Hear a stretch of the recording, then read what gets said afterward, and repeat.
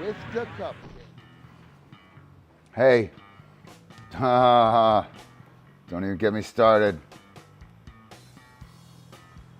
I have no idea. My computer's overheating. No idea why. None. Super frustrating. Super frustrating. Got nothing running. Anyway, here we are. We're back. I got the Swift bot in here. Pull that out of the switcher. Maybe that'll help. I don't know, man. Don't know. Nice shot of the studio, right? Nice shot of the studio. Do that round. Hopefully some of you guys come back.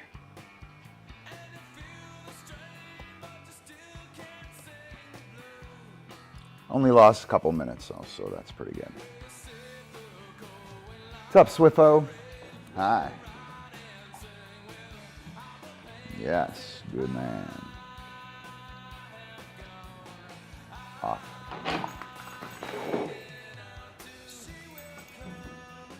That was good. Yes, up. Yes, good man. You learned from yesterday, didn't you? Off.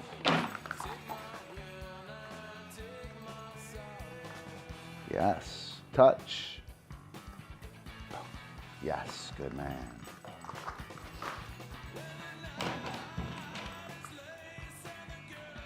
Yes, touch. Yes, good man. Touch. Yes, good man. Great work. Yes, up. Yes, good work. Good work, you. Off. Up. Yes, good man. Great job.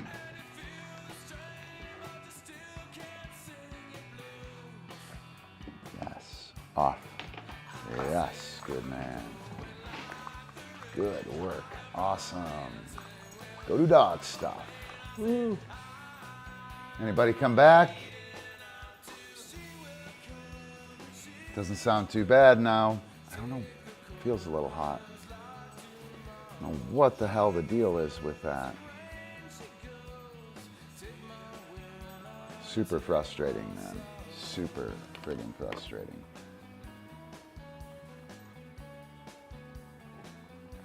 But it's morning. We have coffee. Everything's good. Everything's good. Out here with Swiffer. He's a new guy. We've had him for about a year. He's one of April's dogs. He's a complete animal, man. He's just an animal. Aren't you? Yeah, you an animal? You are. So I've been working him on some stuff. Where is the trigger? Our foundational game, our beginning game right over here. Wait. Dog catch. Boom.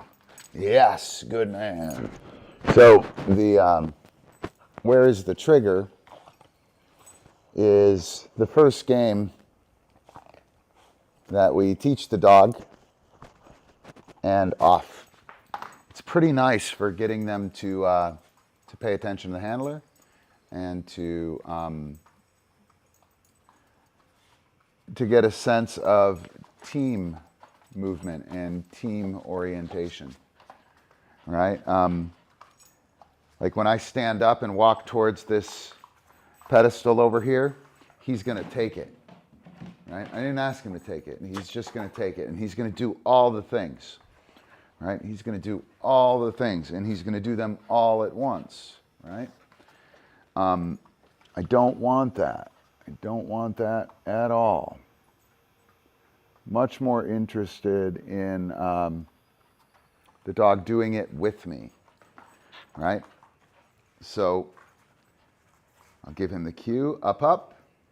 That's gonna tell him that the pedestal is gonna happen, and then I'll give him the trigger, right? That moment that he goes, well, which one are we gonna get on, Ron? That's an important moment. I've been calling that forced aporia off. And it happens when we have multiple things. So you can see him just going absolutely bonkers trying to make this shit happen, right? Because he knows he makes shit happen. And I don't want that, right? Like there's a multiple choice question or multiple choice test, and he knows the answers before they're asked. And that's not cool, man. It's just not cool. He needs to wait until the question is asked, and then I will give him either A, B, or C, right? So we'll do a little bit of that real quick. And I'm basing this off of where is the trigger. Again, you can see him flying around. I don't like that. What's going to happen here is he's going to go from flying around to asking me between each rep. Oh, you scored there, didn't you, buddy? Up, up. Boom. Yes, good man. So I'll make this pedestal hot, off.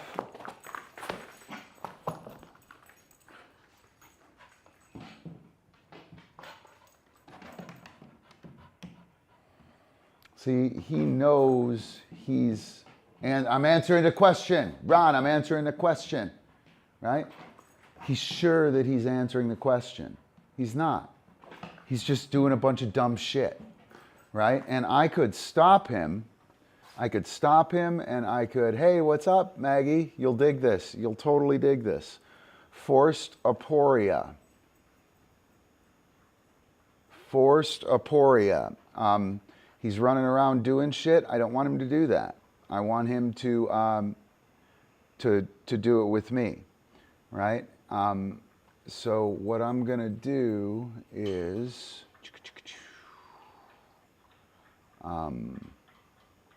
get some music going. Actually,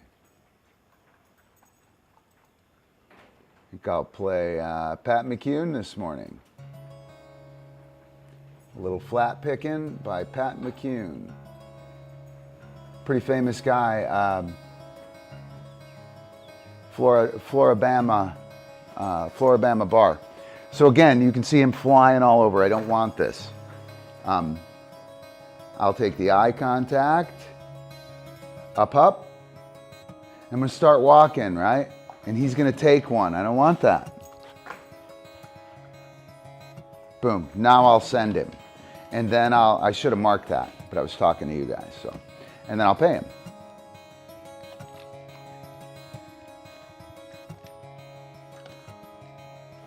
Yes, good man.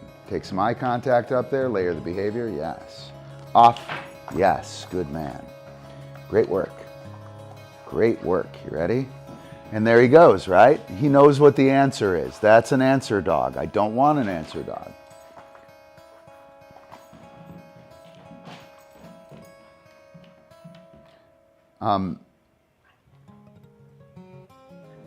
Each of these, Maggie, you're aware of those safe to fail probes and the Cynefin stuff.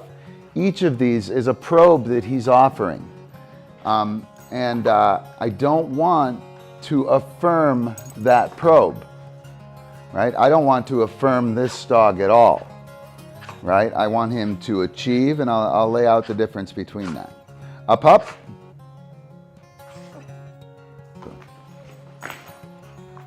Yes, good man.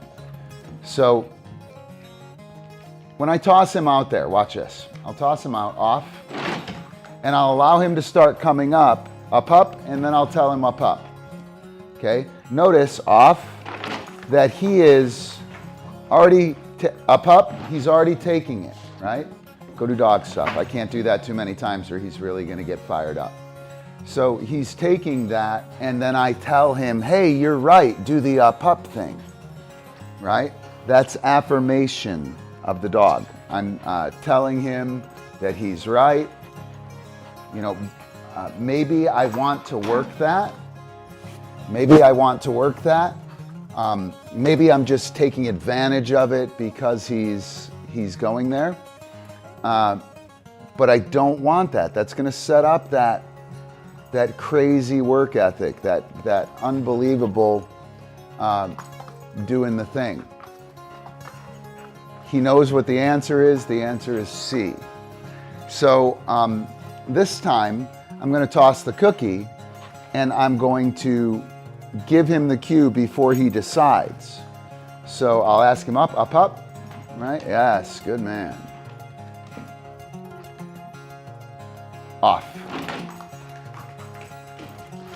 Up, and I'll send him here. Notice that I pulled him there. I told him where to go. I didn't affirm his decision that he had already made. Off. Up. And this is some bit of blasphemy in terms of traditional positive training. A lot of positive trainers will not give the cue up before the dog is ready, quote unquote ready. Off.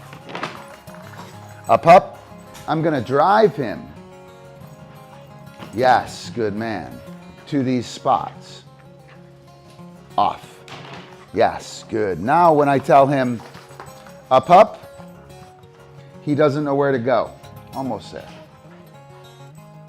Yes, that's aporia. He has stopped, up. Sorry, I shouldn't have said that again. He has stopped and asked. He couldn't answer the question because it hadn't been asked yet. Off. Up. There it is.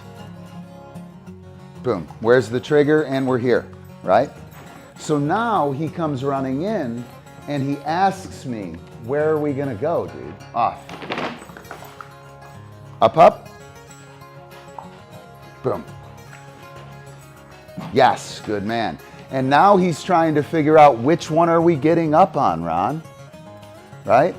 We're going to see this shape up off into,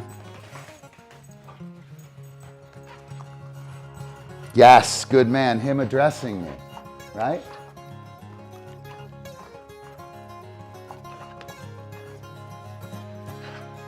Touch. Yes, good man. Up.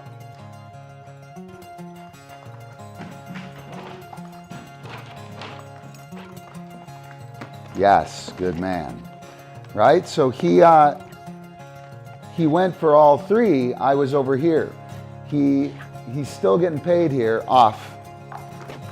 Right? But he recognized that it didn't work. And you'll notice that he's no longer coming in and jumping all these pedestals. Yes. Up.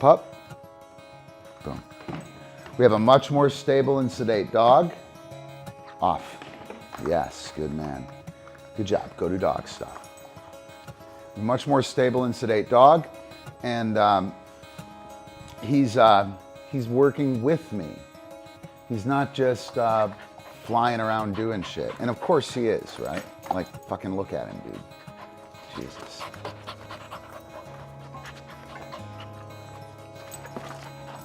Dude, go to dog stuff.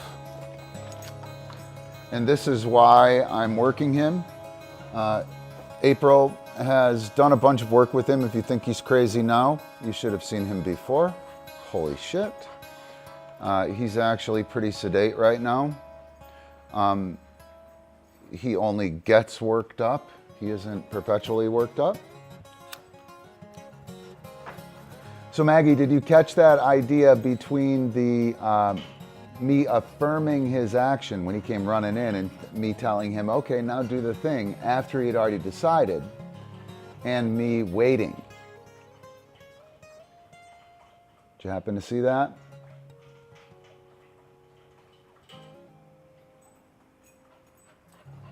I'm going to pull that off and see if I get, I don't know what's up with my computer, man. Fucking video's all fucked up. Grr. So that,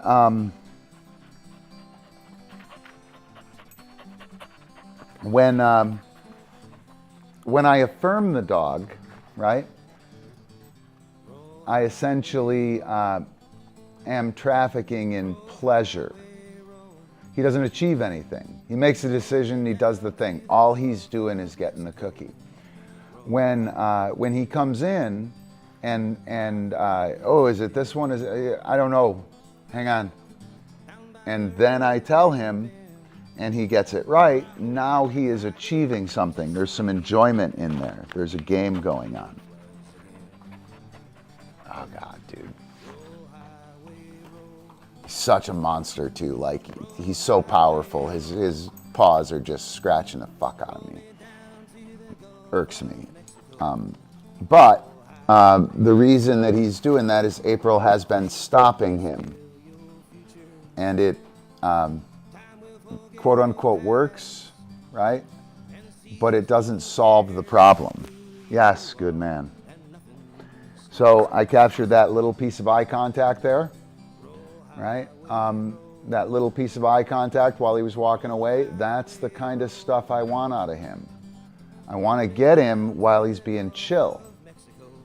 And again, April can make him lie down and shit, but it doesn't do it. He comes up and he's even hotter. You know what I mean? Because he's done it. If I put that on him, he doesn't really achieve it. Right? He doesn't really achieve it. This forced aporia means I'm unable to take the question. I'm at a loss for words. It comes out of Plato's Dialogues. Here, let me read this to you. It's really cool. I'll read the definition of aporia to you, according to ChatGPT. Be careful of ChatGPT, by the way. It's not always upright. Let me see here. All right. Let me see. I'll just grab the first one. How is the term aporia used in philosophy?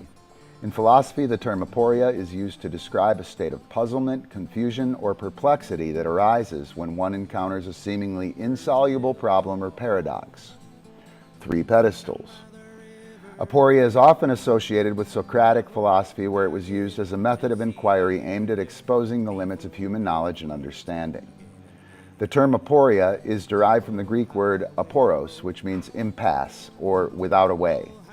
It is often used to describe a state of being stuck, or at an impasse in one's thinking, where one is unable to resolve a contradiction or find a way forward. It would be really nice if he would look at me in order to find a way forward, wouldn't it? Yeah, I think so. In some philosophical contexts, aporia is seen as a desirable state, as it can lead to a deeper understanding of the problem or issue at hand. By confronting the limitations of one's knowledge and understanding, one can gain a more nuanced perspective and perhaps even discover new avenues of inquiry. It would be great for him to fucking find some new avenues of inquiry, let me tell you. The jumping up on me and tearing my flesh off is not doing it. Overall, the concept of aporia is an important one in philosophy, as it highlights the limitations of human reason, of dog reason, and the challenges inherent in seeking knowledge and understanding in the face of complexity and ambiguity. I'm trying to set up complexity and ambiguity, and I'm refusing to offer a question which sets him up in a place where he's like, hey, I can't answer this. You can't just write C. There's no block there. There's no hole there. I can't answer this question right now. What do I do, Ron? Oh, God, that'd be beautiful out of him, right? Where is the trigger sets that up? Mark no cookie sets that up, or mark pause before the cookie sets that up, or mark pause reinforce with action sets that up. And yeah, that's my shtick, dude. That's my whole shtick, is to set the dog up in this aparatic state. Its reward prediction error is aporia. You know, I get the click, I know it's going to happen, or I do the thing and I know it's going to happen, click or not, right? And I'm like, yeah, and then it doesn't happen. Now I wonder what's going on here, right? And and it's not answered, it's not like he shouts out another answer. He doesn't shout out another answer. Instead, he stops, reflects upon what's happening, right? And then I will direct him. And then he can answer. You follow? Do you see how that's important? It's sweet. What's up, Alicia? How are you? Good morning. Good morning. Did you try and read that paper? Pretty heavy shit, right? What I was interested in is how the reward prediction error or extinction prediction error is tied to extinction, right? It's aporia. When we had Odie with his problems with reactivity, right? As long as you were answering his question, oh fuck, that's dangerous, right? He never got over it. It wasn't until he was like, holy shit, that thing's dangerous, and he looked and it didn't fulfill the danger or the anti-danger protocol you were putting on him, right? And then he realized it was okay. That moment of being like, oh shit, and then everything being okay, that's extinction prediction error. And that's what they're using methodologically. 2022, I think that was done. That's what they're doing methodologically now for extinction behaviors. They're actually trying to use, I think, dopamine antagonists for it.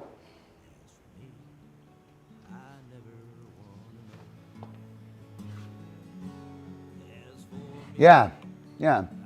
And you should be able to see how what the traditional reactivity solution, while it starts out good, right? You pair something nice with it. It always fulfills the pairing, right? It wasn't until you quit acknowledging the whole thing as super dangerous, and he had a reward prediction error or an extinction prediction error in that case, that he figured, oh, maybe it isn't such a big deal, right? And that's what I traffic in. I traffic in reward prediction error and forced aporia. Another thing, when we, I don't know if you saw Antonis yesterday. Was it yesterday? No, Wednesday. Dude, holy shit, he smashed it. And he smashed it because he got that idea. And while we were talking about it, he was talking about Simon Prince using two, what are they called? The manners minders, the treat dispensers. So he was at a seminar with Simon, and Simon asked the group, why do I have two of these, right? And it was essentially to set up that question of the dog, right?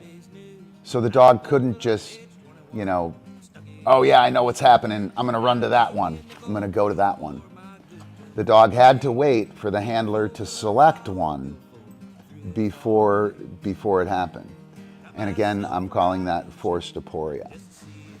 And it's something of a reward prediction error.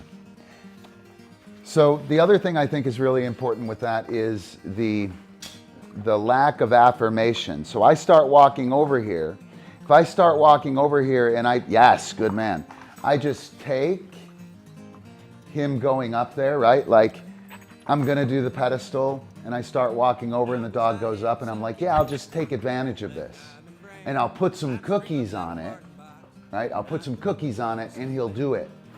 What I'm doing is I'm affirming that decision, affirming that behavior. And when I affirm the behavior, it's a black hole of cookies. When the dog decides, up,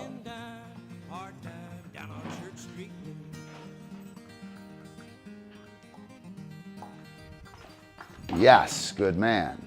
Right? Now he's achieved that. Off. If I mark that, that's a black hole. I want to start there, but very quickly, up. I want to get to directing him. Yes, good man. If I direct him and he takes my cue, right, off. Or if he comes over here and chills, rather than boom, pow, I'm doing this shit for cookies, I'm doing it for cookies, I'm doing it, like, if I pick one of these and mark it and pay him, I've just affirmed his movement, his action, and I have to have more cookies. It's a black hole.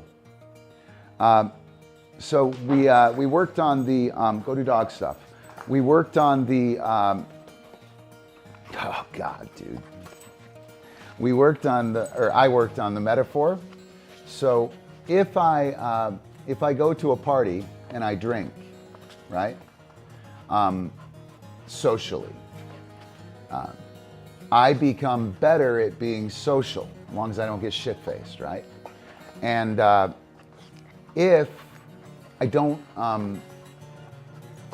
eventually, I might not need the alcohol to loosen up my social anxiety, right?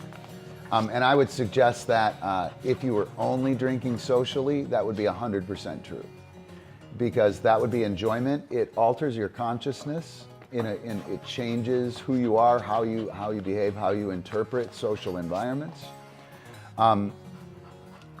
If I do that socially, right? Dude, go do dog stuff. If I do that socially, right?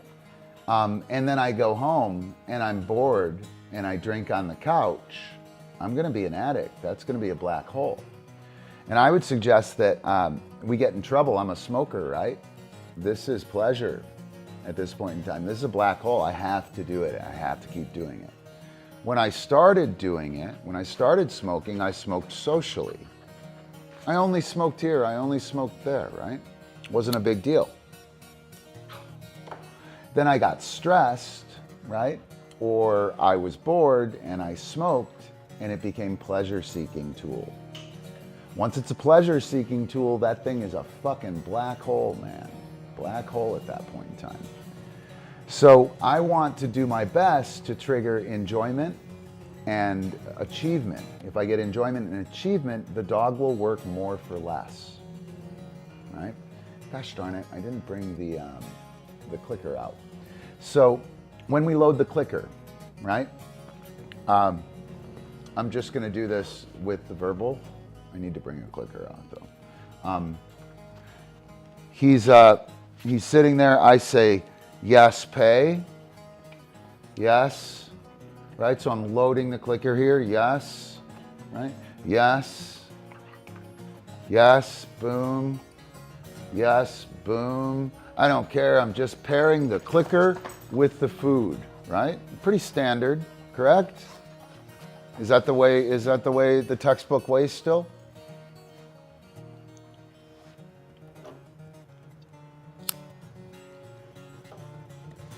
What I'm doing there is bridging the click with food. That's pleasure. That's pleasure. That's a black hole. The click is attached. The click bridges nothing to food. I'm adding value to the click, right? When I load the clicker, right from the get-go, right from the very get-go, I load the clicker with eye contact and a marker, right? So when I load the clicker, yes, I pay.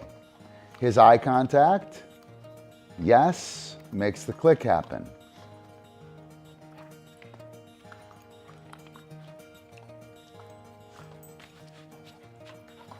Yes.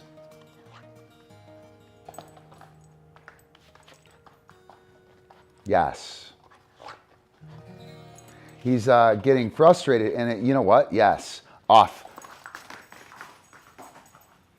Go do dog stuff. I know why he's such an animal. I know why he's such an animal. He was the click on this version when I did the attention.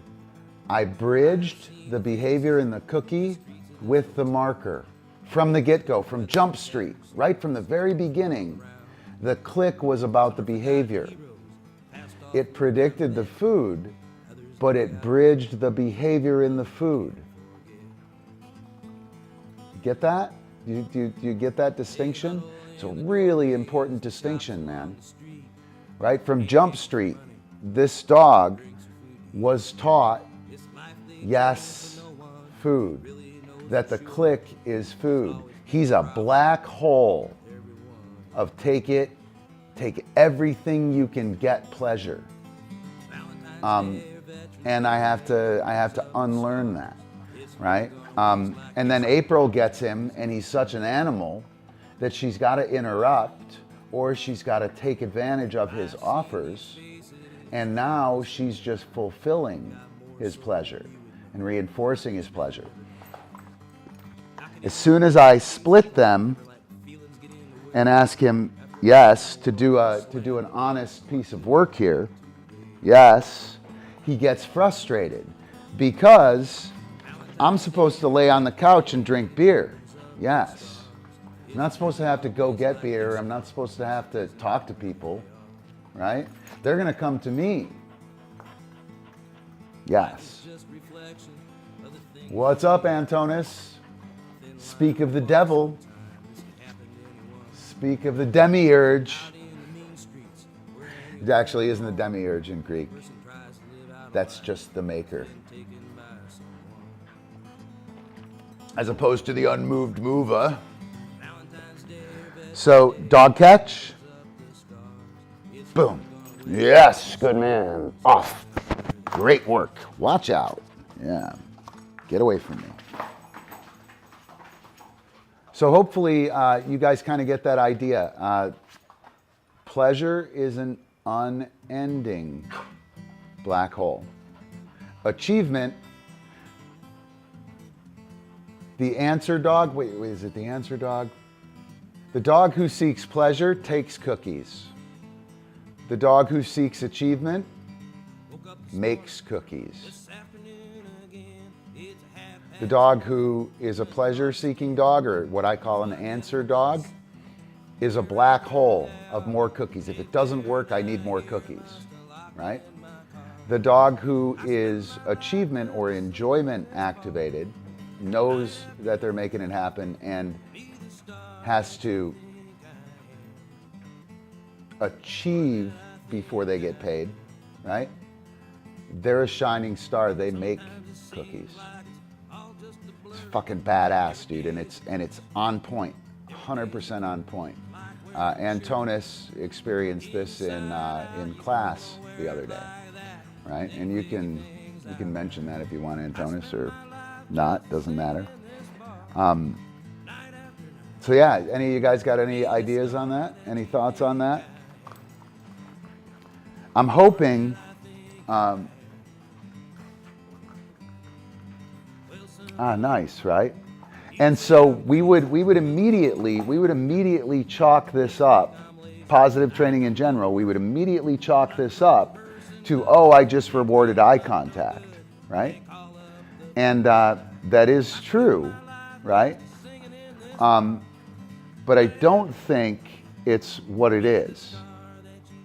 He has to wait for me because all of his safe to fail probes fail. All of them fail. He's frantically on the Scantron sheet, filling out Scantrons, and the teacher won't take them. There's nothing to be scored.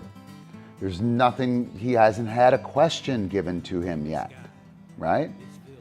And that's super important. Super, super important.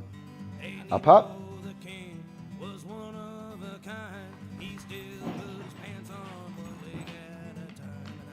I'm actually not going to reinforce that. Right? I'm not going to reinforce that. Up, up. Yes, good man.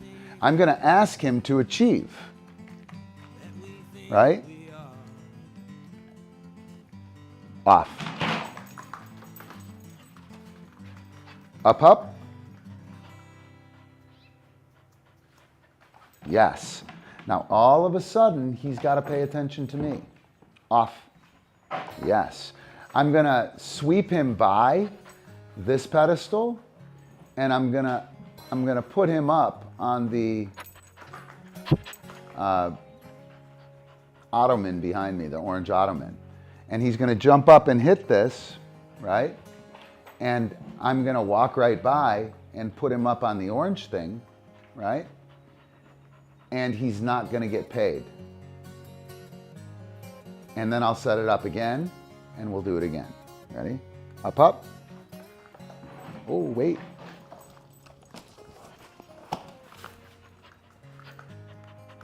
Up, up. I'll take that. I'll take that. So that would be the fortuitous mistake. Notice that he wasn't getting up. I gave him the cue to get up. Off. So I'll do the same here. I'll start over here. I'll wait for eye contact. Yes. Up, up. Where's the trigger? And I'll swing. Yes. Good man. I'll take that. I'll take that. That was a good read of my body movement. Off.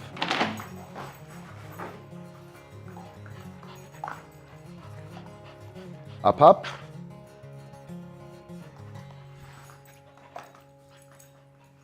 Yes, good man.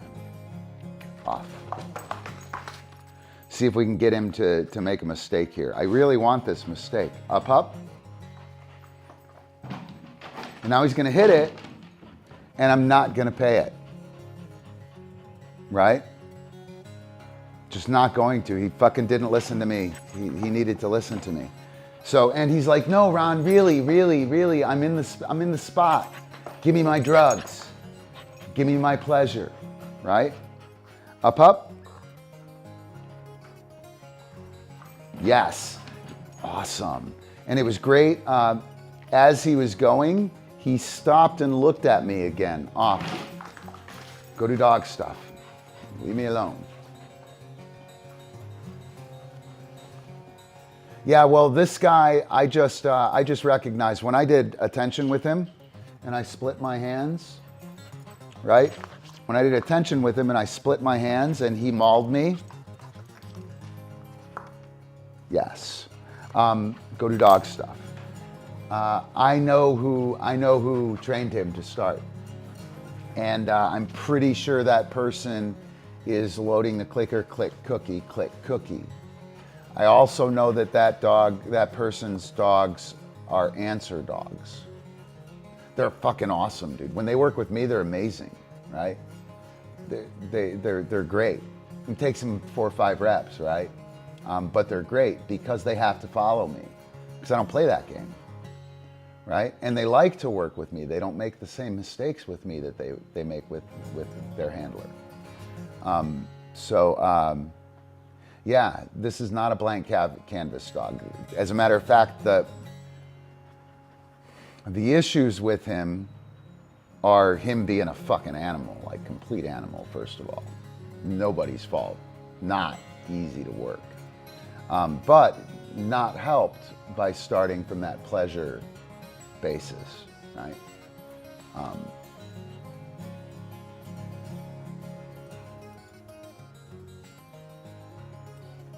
Yeah. So I'm gonna, anyone else have anything they want to talk about on that? Like, I can only kind of say it and show it so many ways with him. I'm happy to talk about it. I think it's a very, very big deal. Like, I really think it's a big deal. It's my whole shtick. If you guys want to peep it, what I got going on as far as I'm going to do this thing called Play Plus. So teaching people to play. And by the way, Antonis. So Antonis in class. Antonis has Constance, who's a clicker trained dog, trick trained dog, classically trick trained, loaded clicker. When we were working on Wednesday, he threw the cookie. And same thing with you, Maggie.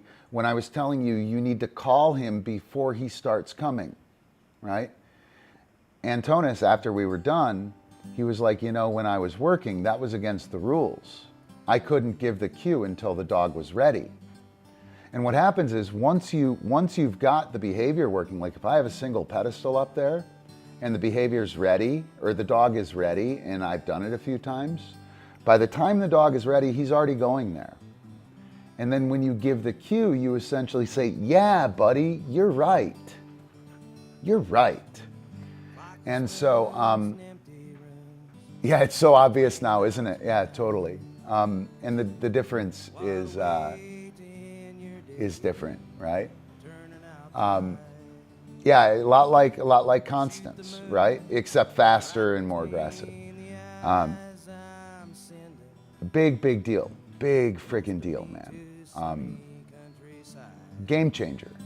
And what happens when we get dialed in with the dog and we're good 6-8 months down the line, if we didn't break it, hey, morning, if we didn't break it on the way there, the dog eventually learns, or we get abstract enough that the dog has to look for us and can't make the decision on their own. At which point in time, the dog starts to problem solve. But you're working against your foundation there. Your foundation says, you know, I affirm what you do. Anything you do is great because I'm a good handler and I make it happen so clearly. And then you initiate and I follow you as the handler. Dog initiates, I follow, right? And it isn't until we get to a level of abstraction or a length of chain that we wind up having the dog follow us or pay attention to us. So that was a big one with Antonis. He went from getting his shit run by his dogs to boom, pow, running the dog. It was friggin' awesome. I'm really pissed we don't have it on tape. And my audio didn't record Antonis. Sucks. I was dependent on that audio. All right, so let me see here. Let's do, he doesn't have much. Raining out tonight. You know what, I'll do some perch work with him. And once I establish the perch, I'm going to alternate between the perch and the pedestal, and this should provide an additional layer of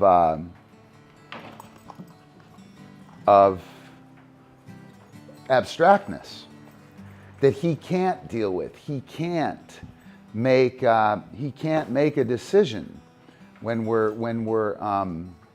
as abstract, when we're outside of the simple thing. Right? I see you. Yeah. Yes. So I'm going to pay. And I'm just going to pump him full of cookies here. Yeah, this is going to be fucking fun, let me tell you. Off. Oh, you snatched it. He freaking intercepted the cookie. When he hits, yes. And I'm going to hit him quick. And I'm going to pay. And I'm just going to facilitate front position. Off. Because I want to get this pounding of this thing here. Yes, good man. Off. Yes. Off. Yes, good man. Off.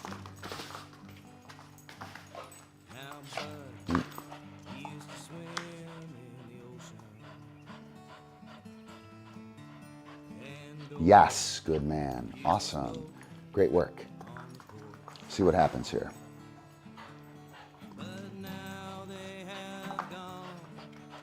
Yes, good man.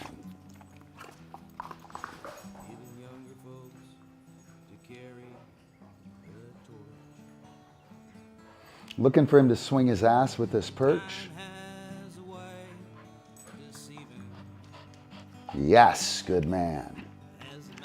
I'll adjust him with me. Yes. Yes, yes.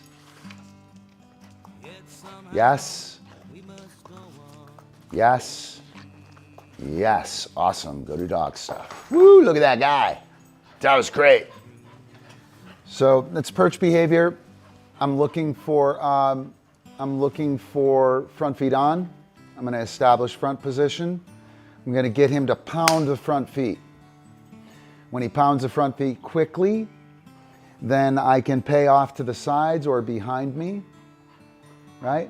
And he'll run up and hit it, and then he'll recognize that he's perpendicular to me. And he'll swing his ass around.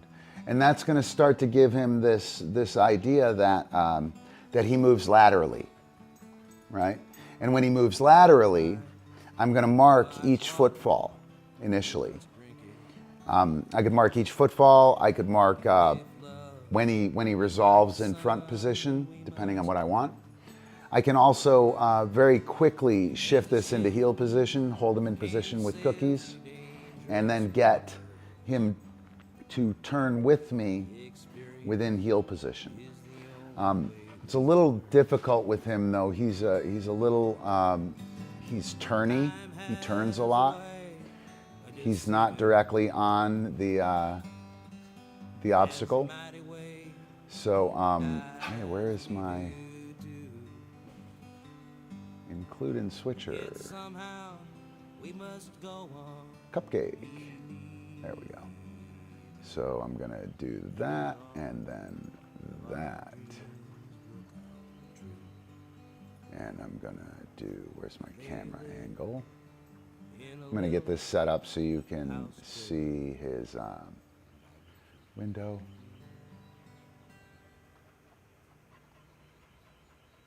Camera effects. There we go. Oh shit, that's already up. Where is it? Well, where is it? I don't know where it is.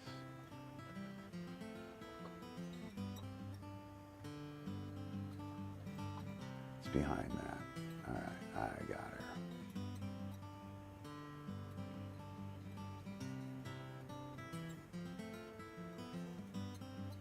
Come on, dude.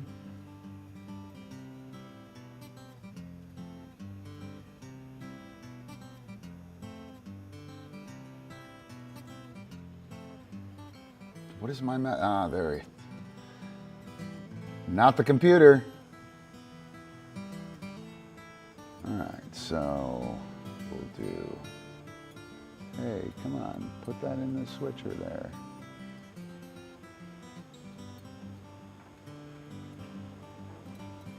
Oh, Cupcake disappeared. Did it die?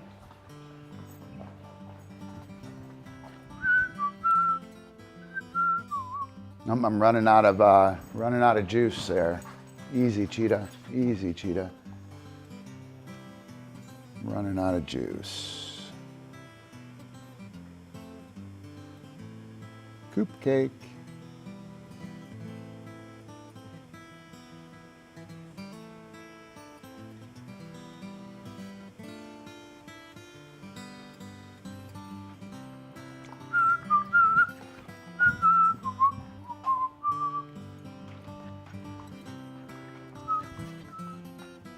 Easy, cheetah. Easy. No, I see it. You're amazing. You can do a little more of this. A little more of that. Yeah. Do, do, do, do, do, do, do. All right. Ooh. Good job. Make sure you show the, yeah,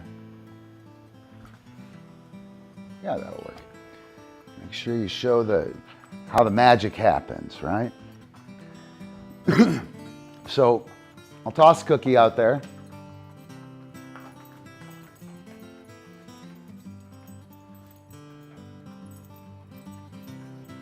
It'll be interesting to see how long he goes for that.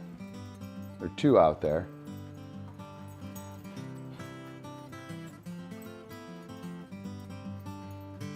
I'm gonna go ahead and tell him where these are. Hey buddy, right over here.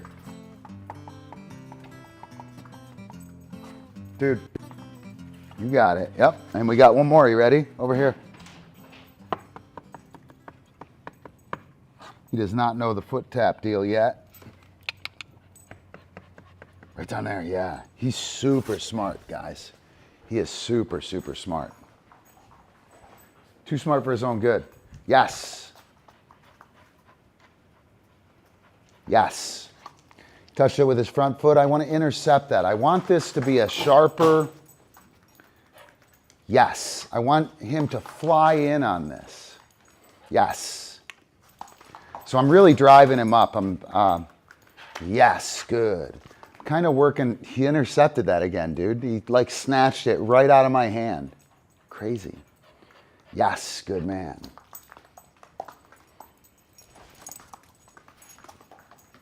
Uh-oh.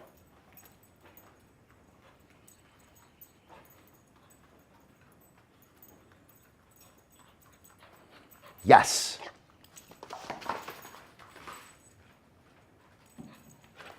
Yes. Yes. Off. Yes. See how slow he's hitting that? I want it sharper. If he's that slow, yes. Good. Off. When I go to do it from the side, yes. Or behind me, he's going to run around. Yes. Ooh, look at that. That was a great ass swing. That was great. Off.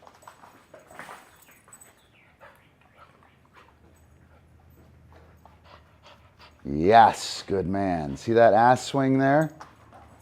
It's going to allow me to get a pivot going. Gosh darn it, man. What is up with my fumble Rooski, man? Yes, good man. Off.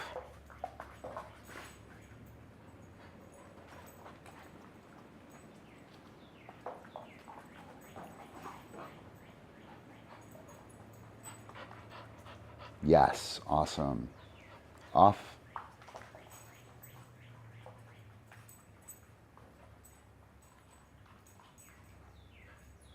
In trouble because I dropped so many cookies. Oh, he's going to puke it up. Yes, good man. I'll pivot here. Yes. Yes. Yes. Yes. Turn here. Pay. Go do dog stuff. All right. I think I'm done with that. So I got that set up, right? I'm going to alternate or switch, maybe alternate, switch, I guess the same word, but I'm going to use the perch versus the pedestal. Ah, shit, I didn't name it though. Oh well. I don't know how.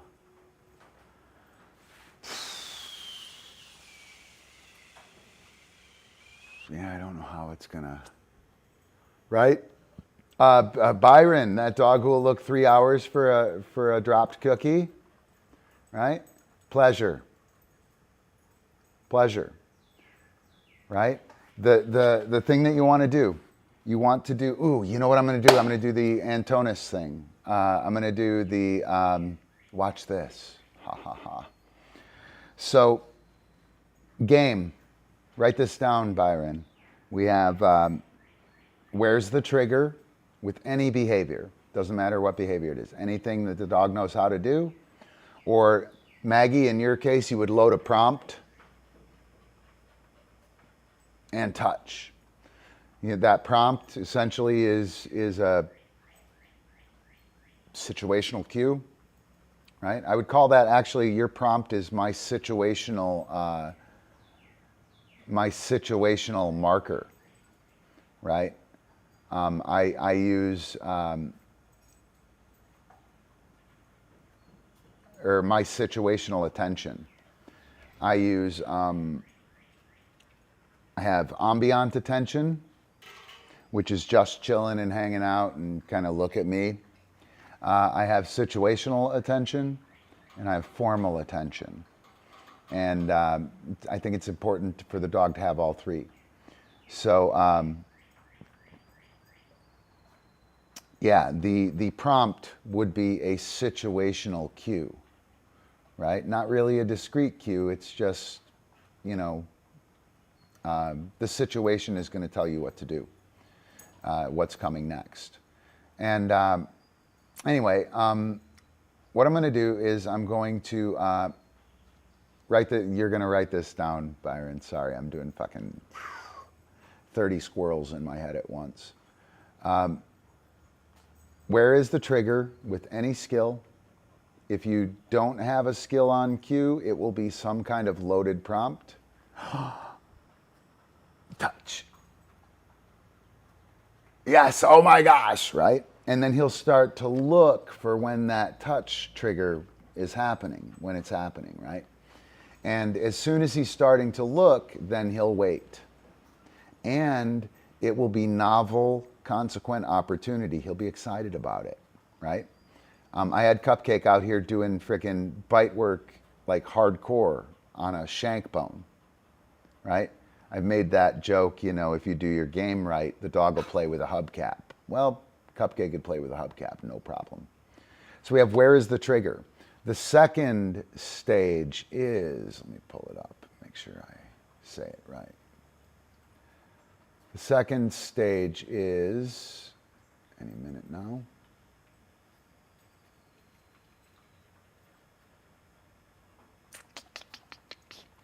This, hold, attention, that, right? And this, hold, attention, that. And all of it is going to be essentially where is the trigger, right? So I'm going to set up the pedestal next to the ball, and I'm going to ask him up on the ball. I'm going to mark with wait. I'll wait for him to give me eye contact. I'll mark the eye contact with the presentation of the cookie above the ball.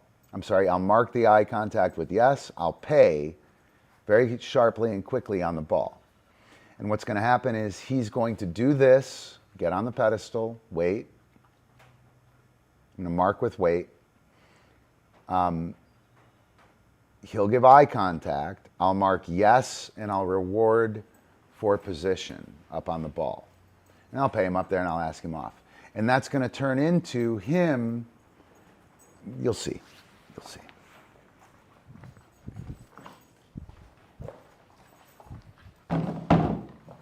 I was going to do the perch as an alternate behavior to the pedestal, right? But I don't have a cue on the perch, and it's going to take me, I don't want to put a cue on it now, right? So you saw him get up there. He'll get up here on his own, right? I don't want that. Up, wait. Yes, boom. Yes, and I'll pay. Off. I'm going to pull him over here, up. Yes, wait. Shit, I don't want to do yes, wait. I'll talk about yes, wait in a sec. He gives eye contact. Yes, pay. Yes, good man. Also, I'm going to move my cookies over here. I threw them on the floor. What the fuck is wrong with me? You know what is wrong with me? I had a bunch of slobbery dogs all of a sudden. So normally, people would be excited. Oh, he's on the ball. I don't want him to jump on the ball. I want him to follow me onto the ball. Right? I mean, it's great that he's up there, off. But he's not at all with me. You see that? He's not at all with me. I know what's happening, Ron. Right? Up. This, wait. Attention. Yes, reward for position. Yes. Watch how this shapes up, guys. He's even going to stop chasing my hands for the cookie. Off.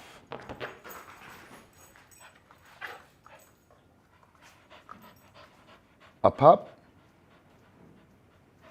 Wait.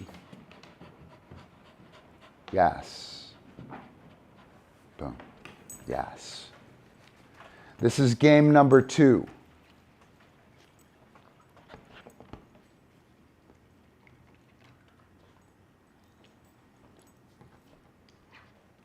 off. Up, up, wait. Yes, boom.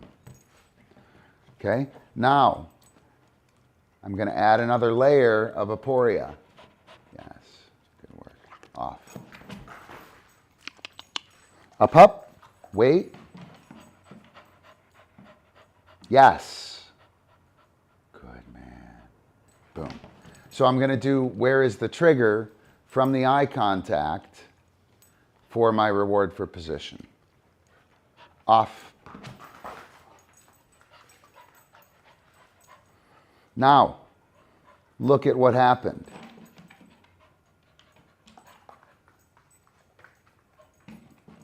Well, not yet. Right? If I took this, marked it and paid him up there, that would be fine. He's on the ball. He gave me eye contact on this thing. But I'm just affirming him taking the initiative. Don't want to affirm him taking the initiative. I'm going to let him step off, and then I'll ask him up. And actually, Antonis, check this out. We can double this up.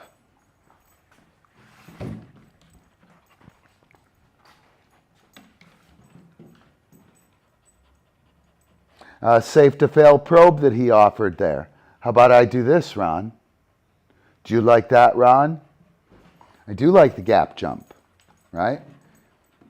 And I love the fact that he's great at getting on the pedestal. But you got to do it with me, buddy. Can't run around, flying around, not looking at me. I can't work with you like that.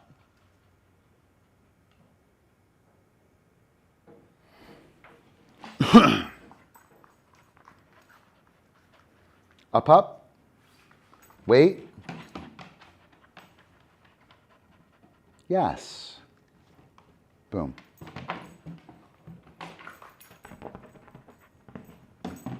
Wait. God, what a dick, man. Wait. Yes. Boom.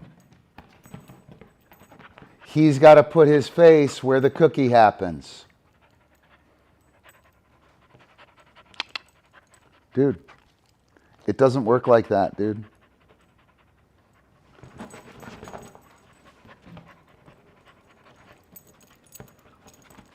Yes.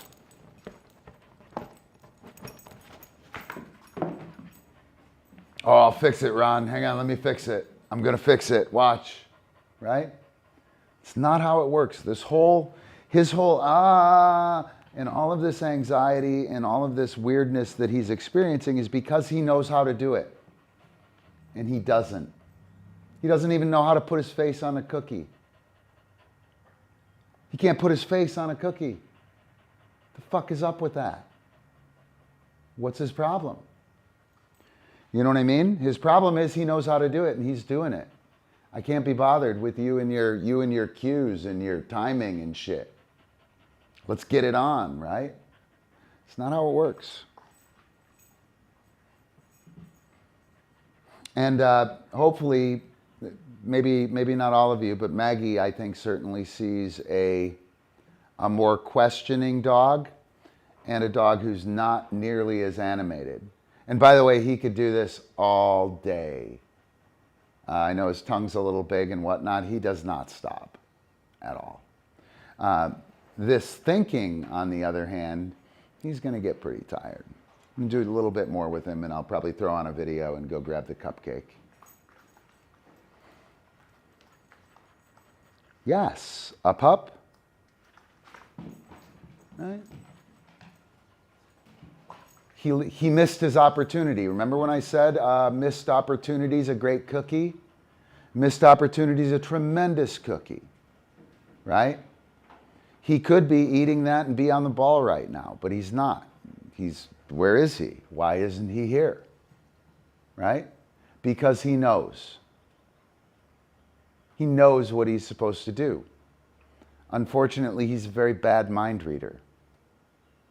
Right? He doesn't read minds very well. He thinks he does. And if I wanted him to do the behaviors, I would allow him to. I would allow him to pretend that he's reading my mind, right? We totally allow him to pretend, oh yeah, that's what we were going to do anyway. Here you go. Let me put some cookies up there so you do it. He doesn't have a problem doing anything. He has a problem following directions. Yes, up.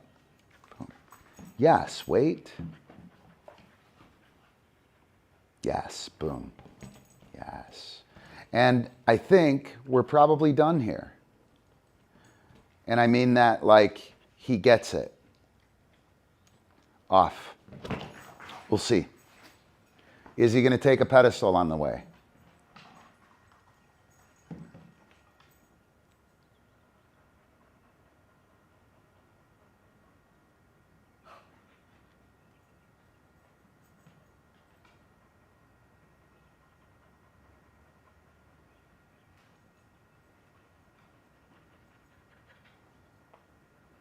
Like, why isn't he here? Yes. Up. Yes. Yes. Yes. Good man. Off. Yes. Wait. Yes.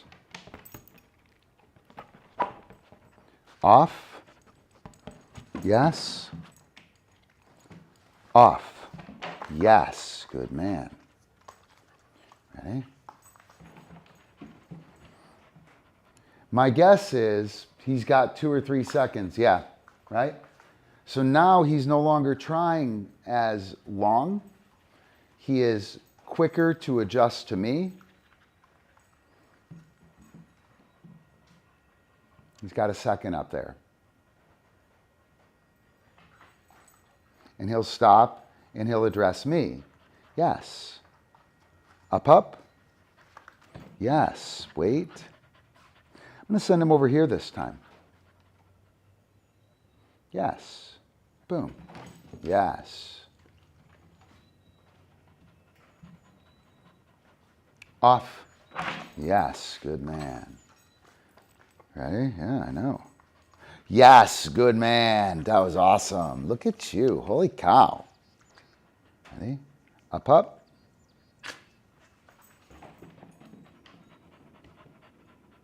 right, he's a mind reader. Good. Up.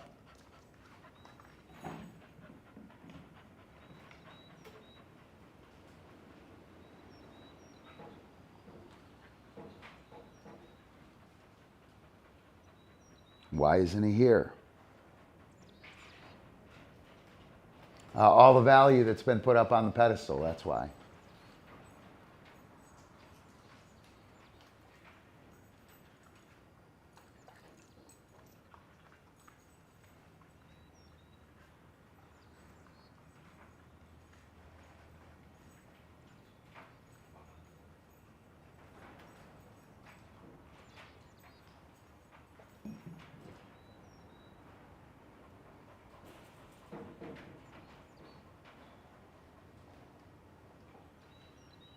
I'd like to get one more of these. Yes. Up. Yes. Off. Yes.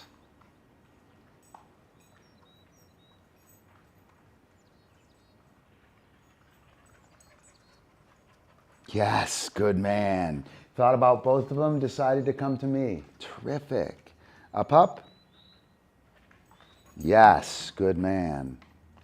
Off. Up. Oops. Look at that. Right? I'll try it one more time. Up. Yes. Good man. Off. Yes. Up. He gives me eye contact. I'm marking up. I'm reinforcing with the cue. Or I'm sorry, I'm marking with the cue there. One more, buddy. Up. Oh, he blew it. Go do dog stuff. Good work. All right.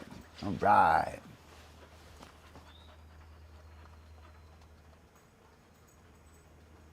Yep. Good morning, Gina.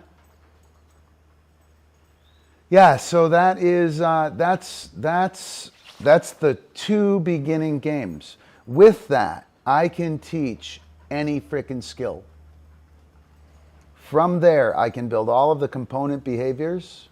From where is the trigger, I can build all of the component behaviors. I can create a game simply with where is the trigger. It gets very boring very quick though, and you have to be very creative as a handler to do cool things with it, right? The acquisition of behaviors is too fast. You don't get to use them at all. In order for you to do some cool shit, you have to acquire a bunch of behaviors right away. And none of them wind up very good. And the dog winds up like him, right? This idea of this, hold, attention, that sets up this rolling dialogue. This is a dialectic, by the way. It's a dialogue, right? Tip the trainer. Oh, geez. Hang on. I will try that. pvyb.me/tip. I think. You want to check that out?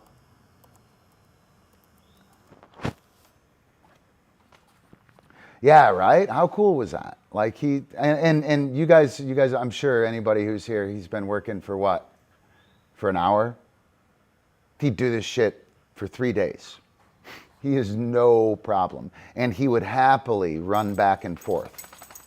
Happily back and forth and just do it the whole time, right? This is his second little foray into it. I just did Where's the Trigger with him yesterday, I think. And I did 2 pedestals. But that idea of this, hold, tension, then that, slows him down. Oh, I know, right? All right. I don't know if it's going to come up as a dinger, Alicia. Let me know if you do that. I have to get that set up. Everything's screwed up. I'm really frustrated with my computer. I spent a shit ton of money on this computer and it's just overheating like crazy.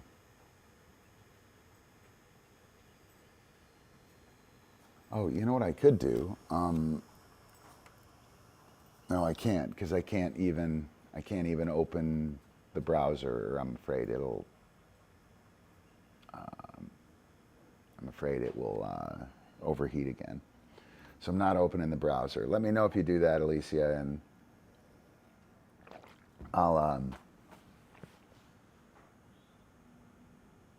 we'll get on it. This today was kind of supposed to be about doing that, about doing the troubleshooting and shit like that. Where are we at? Byron. Why is Byron still up there? That should be off by now.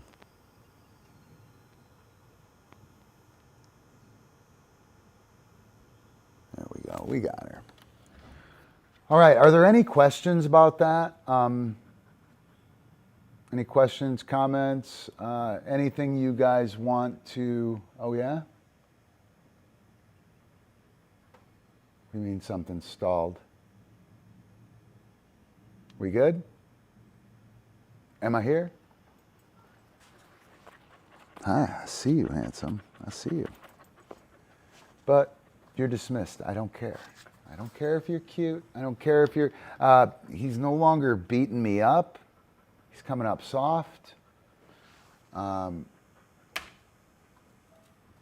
calling it a win, guys. I'm calling it a win. Ding, yay. Good stuff. Awesome. It didn't show up visibly though, but we did get the audio. Did you guys get the audio on that?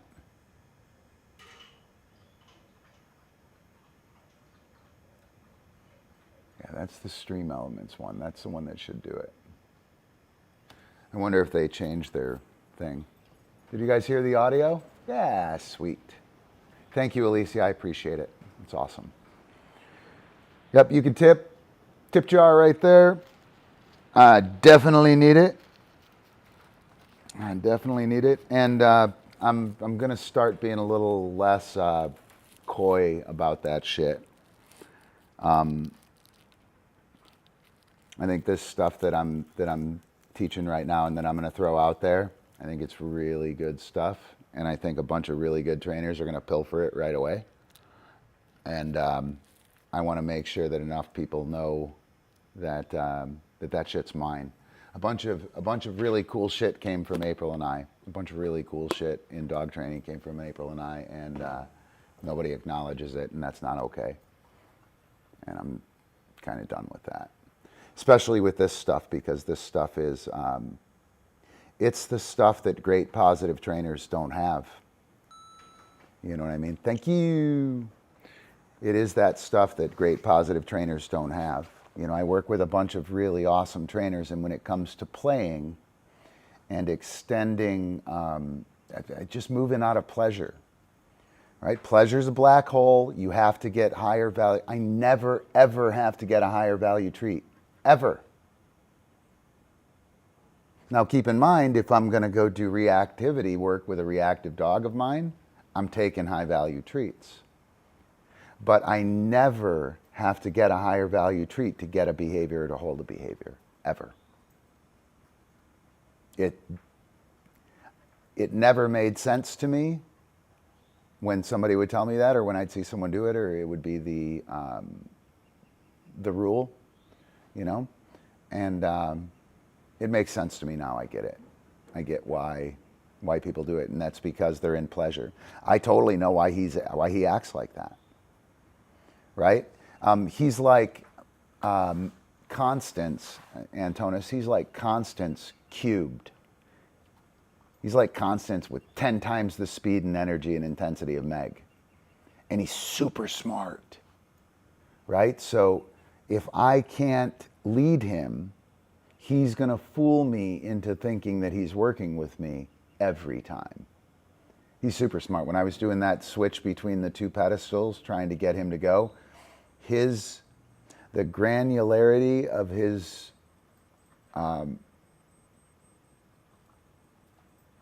reading of my pressure, off the charts, dude. Off the charts. Anytime I paid him, I was like, I fucking think this is it, right? And I should have been able to notice the difference. Thank you. Thank you. I can't see that far, so I'm just going to thank you. Check you guys later. Oh yeah, go, go, go. Bring it, Swiffer, bring it. Swiffer is the moneymaker. Swiffer the moneymaker, right? Yeah. Let's see, what else do we got? Let me look through my notes here. So I'm calling forced aporia, right? Forced aporia. Aporia, I choose not to take the question now, right? Or I'm involved in this intellectual discussion or this thought process and I get confused. I stop. I collect myself and then I answer the question. Or I ask for clarification. Aporia, you would stop, you wouldn't answer the question, you would say, does it mean this? At which point in time we could then proceed with the dialectic, right? We could then proceed with the dialogue. And you have to set something up that forces aporia. Another way that we can look at forced aporia when it comes to dog training is, funny, I'm looking at a clicker right now, right there, in front of my fucking face. Hang on. The whole time. Funny. So forced aporia, reward prediction error, right? Not necessarily on a marker. It's just reward prediction. Oh, I think it's this. Oh, no, it isn't. What is it, Ron? What is it, Ron? Right? And that moment allows me to confirm the question or to rephrase the question or to deliver the question in the first place. And that's important for the dogs. They need to do that. Whether it's a marker that leads to it or if it is a cue that leads to it. They need to question themselves to ensure that they're doing it with you, right? And for those of you guys who do cues and think this trigger thing is bullshit, especially like super control training, obedience, bite work, right? Hey, thanks a bunch. Yeah, right? Swiffer's doing a good job. Thank you so much, Alicia. Good to see you. I hope you have a good day. Enjoy. Well, it's probably raining on you right now, or it will be soon. You'll have nice weather in a bit. People who are doing like real serious obedience or, you know, things that bite work, protection work, right? If you don't have a trigger or you don't have this sense of like, I need to allow the question to finish, the foos is my heel cue, right? When I say the dog goes, that's not acceptable. I didn't say foos, right? So your trigger is essentially the end of the word, right? And if the dog goes before the end of the word, your score is going to suffer. And what you have to do then is you have to say, fire truck, fuck it, forget about it, foos. And the dog learns to wait for the word to come all the way out, and the end of the word becomes the trigger, right? And so I'm suggesting that any time we have a behavior that's on cue, it has, Swiffer, it has a trigger, right? It has a trigger, and that trigger is either, go suck suck. That trigger is either something that we intentionally do, right? Or, you know,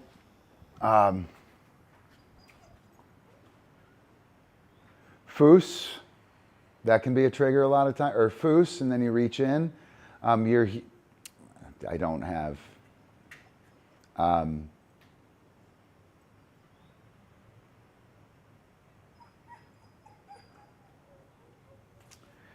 we're in foos, right? When we start walking, the dog walks. That's a trigger. Come on, dude, go suck suck. He's going to come in here, and then he's not going to go to the bathroom, and then he's going to pee all over. He's so busy. But anytime we have a cue and we have real controlled training, right, we essentially have to put a trigger on it, right? Somehow we have to put a trigger on it. And whether that is after the fact when we're trying to make sure that they don't go early, or somewhere during the process. And this idea of forced aporia, or the dog waiting for confirmation, asking the question, are you sure you meant that? And then me answering becomes really important. If we build that in, we can just fade the cue, or fade the trigger. Foos, boom, pow. Foos, foos, and then it's foos, and the dog does it. And then we could do differential reinforcement of excellent behavior, something like that, to only get the faster ones. Right? Awesome. Cool, cool. Dude, you gotta chill, Chill. It's okay. I think he finally left. I know he's got to go to the bathroom. He's been busy. All right. Anyone got anything else they want to do? Maybe I'll. No, I can't. He's all fat and happy now. Not very happy, but he is fat. definitely got him some cookies today. Let me throw on a quick video. Be about 2 minutes. I'll take him inside. I think I will go get. Oh, geez, I'm gonna have the same problem though. I fed them plenty of time ago, but they have to go to the bathroom. Maybe we'll do some throwing. Anybody have a throw they want to see or want to work on, or a throwing exercise or anything like that? You can do. You know what? I'll do a flipping thing. I'll do a flipping thing. Flip toss, unless somebody else has got something good. So I'm going to throw a video on real quick so I can get this guy inside. And then I'll be right out and I'll walk through. I have some really good flipping stuff, class only. You guys are special. It's late in the stream. No one will see it anyway. Give me a sec. Don't go anywhere and I'll show you something really cool here in a second. I think I'm going to do Sarah and Hawkeye. Nope. I'm going to wind up with none of these available. Do I have King Jam? All right, you recording?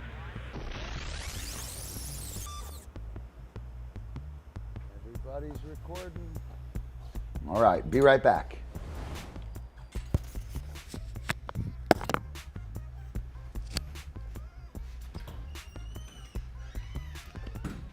King. In.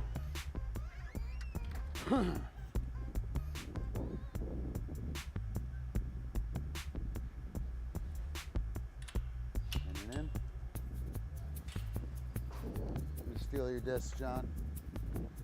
King. It is like a finger pointing away to the moon. Oh, easy, cheetah. All right. Don't concentrate on the finger or you will miss all that heavenly glory. We're going to do the four-way flank. Mackay here with brakes. House, block, pull, catch. Yes. House, block. Pass, catch. Yes, good man. House, yes. And now I'm going to pull, counter. Dude's a badass. All right, so I'm going to do one of those. All right, so I'm going to go counter this time. Four-way flank. Malka, here. Yes, good man. Ouse, yes. And I'll pull counter, catch. That block there was forced aporia. I'm going to pause this. That block was totally forced aporia. So when I'm doing that, when I threw it out to the counter, I pivoted and turned, and he really didn't take it. He was just blasting. He was running like an animal. He was doing the front cross from the last move. And I just held there and waited. He was like, holy shit, what was that? Right? What was that?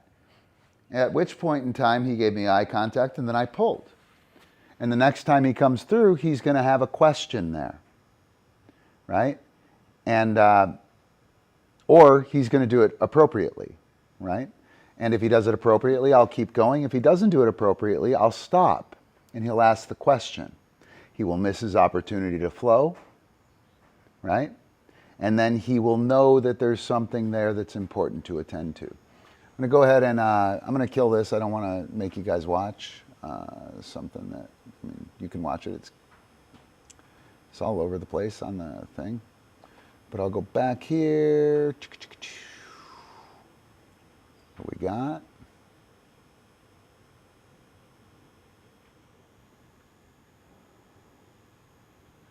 What do you mean, the difference on the challenge? You mean a different criteria or a different experience with the challenge? Is that what you mean? Or challenge level? Different skill or different challenge level?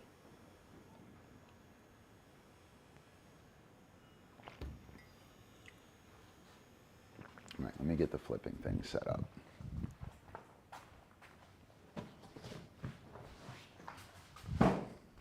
Yeah, that'll work. I can go here. Do-do-do.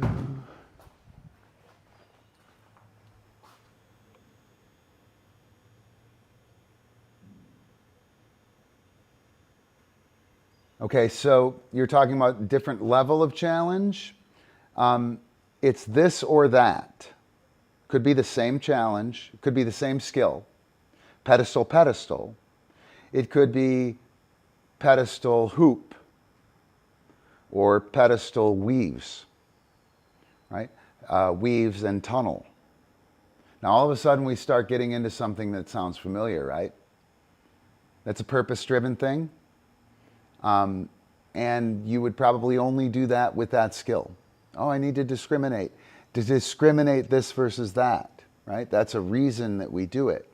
As a matter of fact, I would suggest that abstraction of discriminating this versus that is what makes the dogs follow you.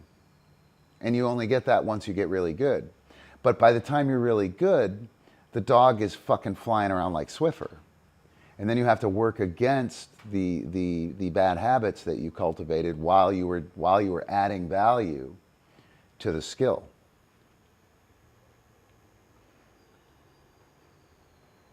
Good question, Antonis. I would think that, well, it depends. It depends. Is this more challenging than that? The first one more challenging than the second one? Or the second one more challenging than the first one? If I want the dog to slow down, first challenge would be harder. If I want the dog to like have a head start or to fire to the hard challenge or to the easy,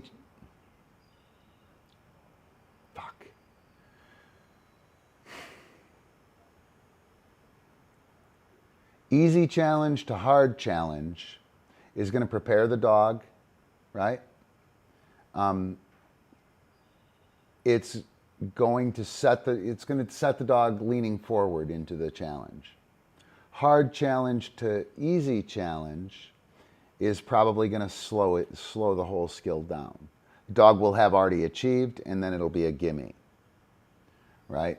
And so you would have variations on control. I'll tell you what, Antonis, your homework is to figure that out for me. I'll work on it too. We'll talk about it in class. But your homework is to play with that, see what you say. We'll talk about it, and we'll figure out how it works. Sound good? I think so. Yep, and you know, so you guys know, I could come in here and make my dogs look perfect. I could be doing a bunch of really awesome throws and shit. You know, I could only do the shit that would make you go, oh my God. I could only do the shit that's on Instagram. Nobody needs to see that. It doesn't help anybody. It doesn't help me, right? It doesn't help the dogs, and it doesn't help you. It just makes you feel shitty because you can't do it, right? It's not what I'm here for. I'm here to help you guys figure out how to do things, right? And for me to learn how to do things better, right? Doing that in front of people. Every one of my videos done with a green dog. You know, any of my instructional videos are done with a green dog, right? They're new skills. All the jam and a flash stuff with Epi, probably 70% of the stuff I do with Epi on camera is green skills. We haven't done them before. And you see 5 minutes without a cut. You know what I mean? There's no cuts. It's continuous. You see the whole thing. You see me deal with the adversity. You see me handle between. Handling between reps is where it's at. That's where your flow, your energy, your success is. In your Frisbee routine, you have 36 tricks, max. There's a lot of tricks, 36. Usually it's 20, 22, 28, somewhere in there, 30 maybe. You start getting up into 35, 36, it's a shit ton. Each trick on its own takes a second, max. Usually half a second, maybe even a quarter second, right? The actual trick. Like me doing it, the dog doing it. Me doing it, the dog doing it. Now the dog is flying. The dog goes through, Me doing it, the dog doing it. Dog is gone, right? So 36 tricks, let's say 25 tricks. Average is 3/4 of a second per trick. What are you doing for the other minute 45? Right? That's where it is. If I'm doing this, if I'm doing a really difficult skill, trying to get a really difficult skill, me and the dog being together in between the reps is critical, absolutely critical.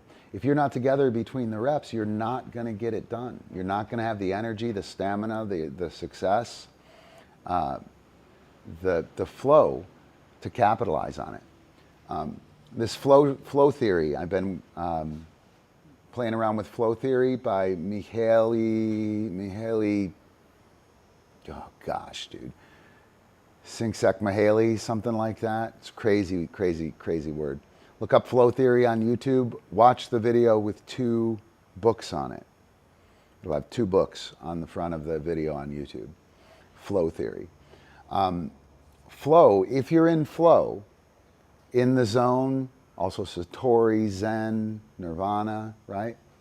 You know, when time disappears and everything's amazing, or time changes, it's either super fast or it's super slow, right? When you are in the flow state, there's a 500 to 1,000% increase in productivity. You can't flow unless your in between reps are working, right? That stuff in between the reps is critical. And anyway, I show you that. I show you that, and you should watch it, because the trick is not the part you need to see, right? Yesterday we were doing I was doing my stream, and I was laying out the situation, and a bunch of people left. I was like, you fucking idiots, man. Why would you leave? Right? And it was because I was in between the tricks. I was actually doing something really important in between the tricks, but it wasn't sexy and cool, so like, I'm out of here. And guys, the sexy and cool part ain't the hard part. Handling the dog. Swiffer is a beast, dude. I could manhandle him into a world championship frisbee pretty easy. He's a beast, right? But I would be pigeonholed into doing what he wanted to do. I'd have to follow him a bunch. There'd be a bunch of tricks I couldn't do because he wouldn't wait. He wouldn't do this. You know, the dog waiting, the dog doing it with me, the dog doing this particular skill in a particular way is what allows me to do all the cool things, right? You guys should watch last night's stream. It was good. Let me see, discs. Okay, so I have, first of all, there's a dog under there. Cupcake is tiny, right? When she stands on her hind legs, her face is this high. When she flips, she stands up before she flips. So if I'm throwing the flip and I throw it down here because she's a little tiny dog, I'm throwing it under her.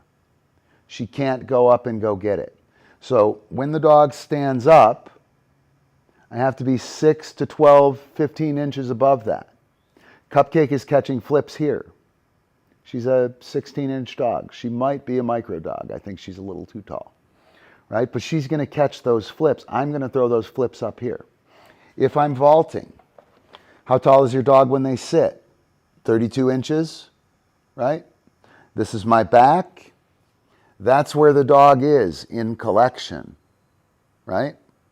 I have to put it up higher than the dog's head in order for the dog to step up, right? Look at that, seems like it's really high, right?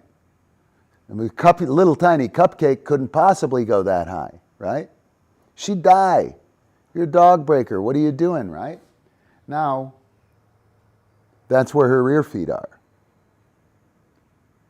Now, all of a sudden, it's only 12 inches higher than her normal leap.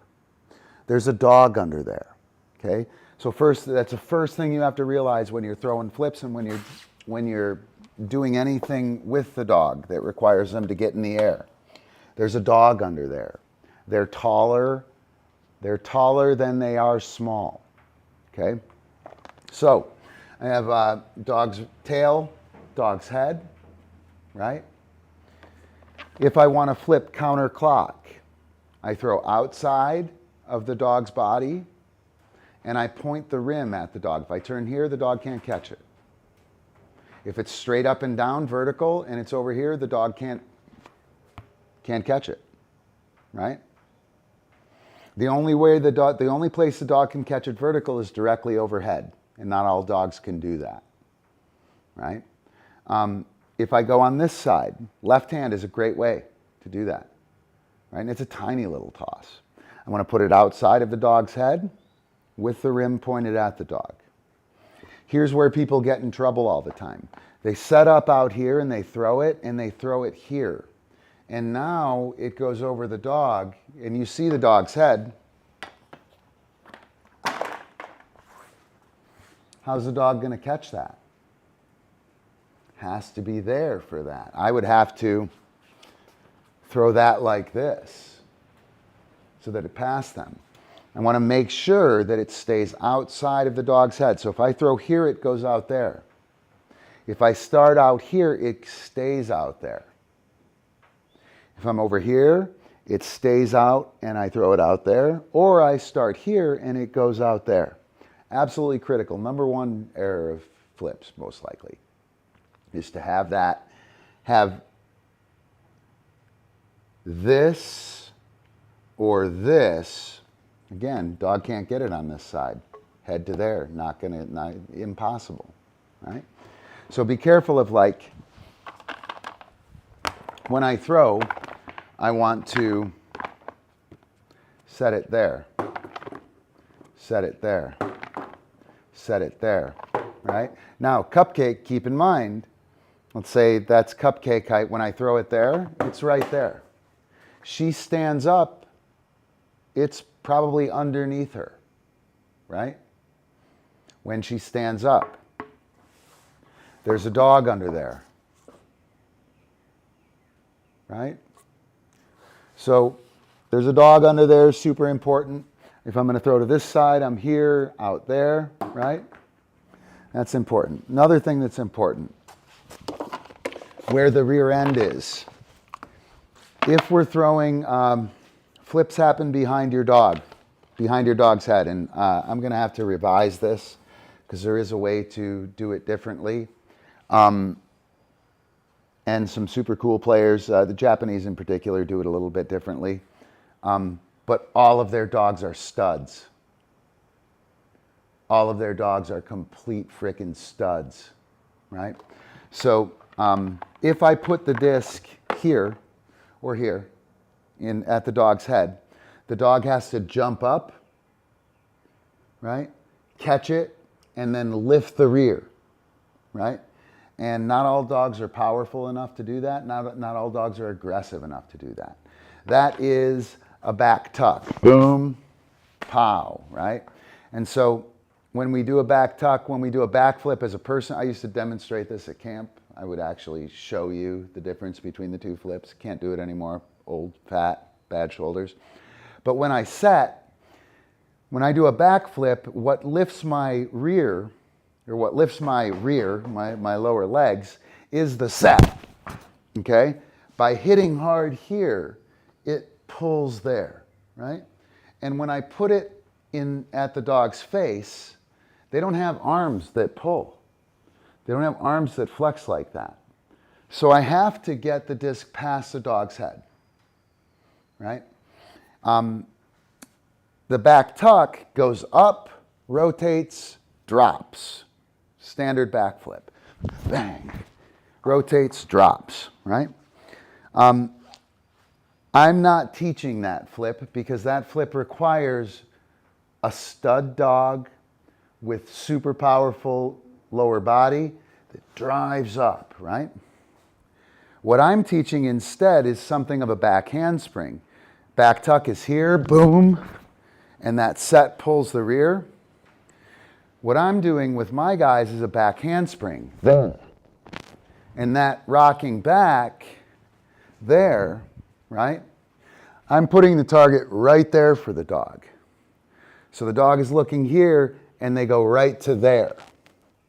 And by them looking back and reaching back, it pulls them in that line.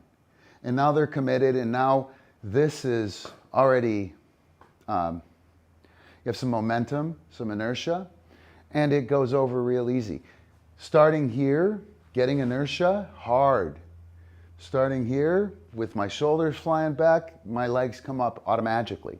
I don't need that big, powerful dog. So the flip happens behind the dog. Here, the apex of the disc, right in the center, that's where the dog hits it. Okay? Apex. And now the dog from here targets that position. Right? What happens when we're teaching a flip, we do this.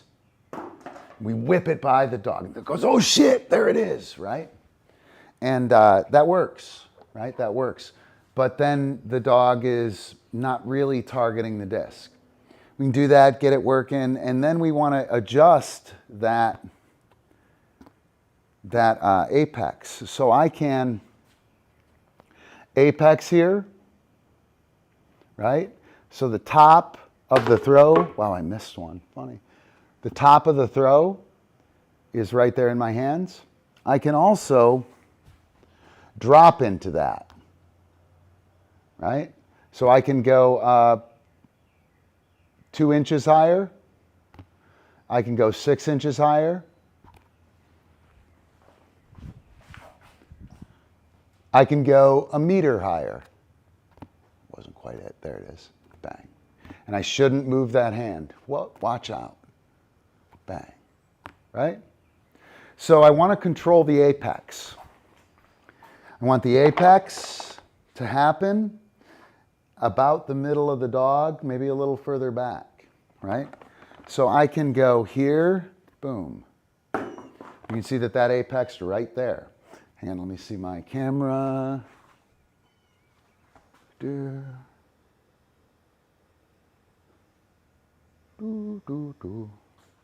All right, I'm going to apex on that. Ooh, it's funky. I don't know. Can you guys see the light? Tilt it up a little. That's pretty funky. It's going to be hard for me to read that. There we go. All right. All right. So, get a look from here.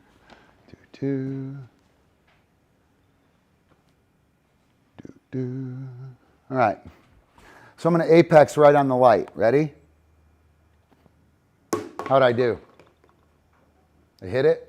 I was probably a little short. I was probably over the post in the center, right? Somebody tell me. Ready? 2.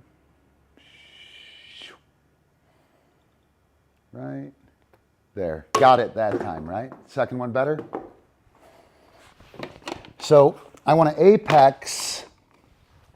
I want to be able to apex where I want to be able to apex, right?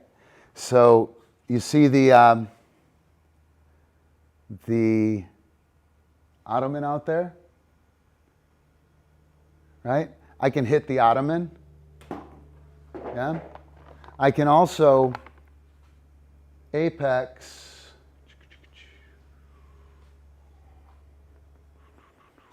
I can apex on the light from the camera and land on the stool. Too low. There, right? I was probably a little left. Let me try one more. Boom. Right? I can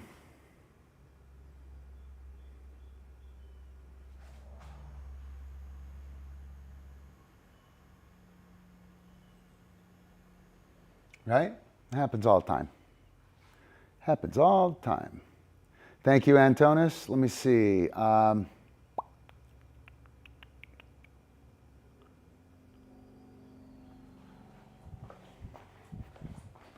I can go this way.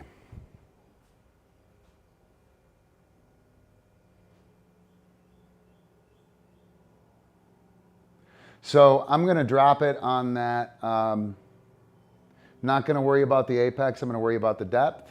I'm going to drop it. I'll do it vertically. I'm going to drop it on the.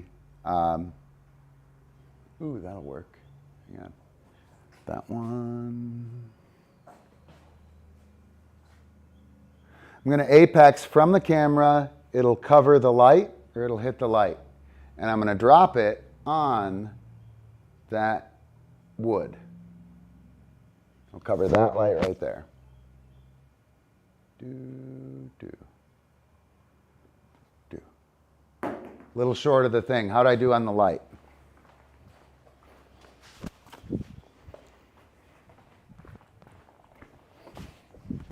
It's a little harder to throw that far vertically. All right, let me see. Ready? Ooh, let me get closer.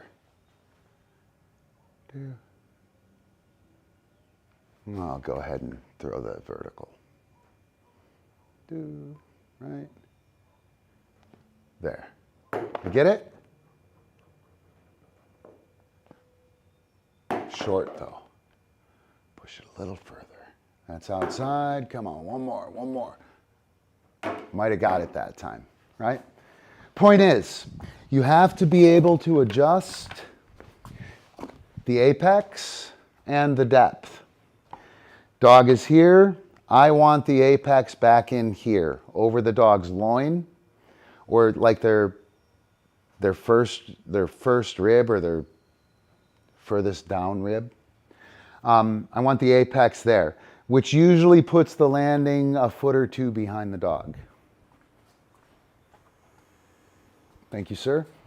Let me see. Hit the apex thing. Yeah, I think we're good. Any flip questions? Yeah, it's a big ask, let me tell you. And it's not the placement that's hard. It's that meme of the chick with the geometry, right? You've seen it, maybe. The meme with the blonde lady. I can't remember if she's from Fringe or what, but she's like going through and the geometry is spinning around her. Anyway. Anybody have any questions on flips or anything like that?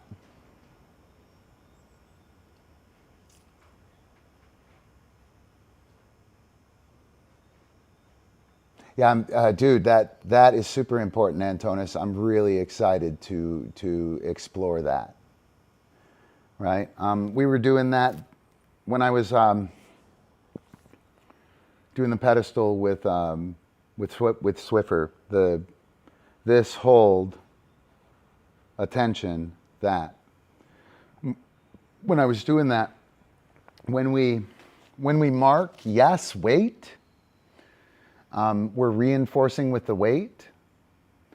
Weight is, I don't think you could really do it with a brand new dog. You probably could just with the freezing and the promise of that. But the weight always leads to a trigger. The release from a weight is a trigger. The release from a stay is your release cue.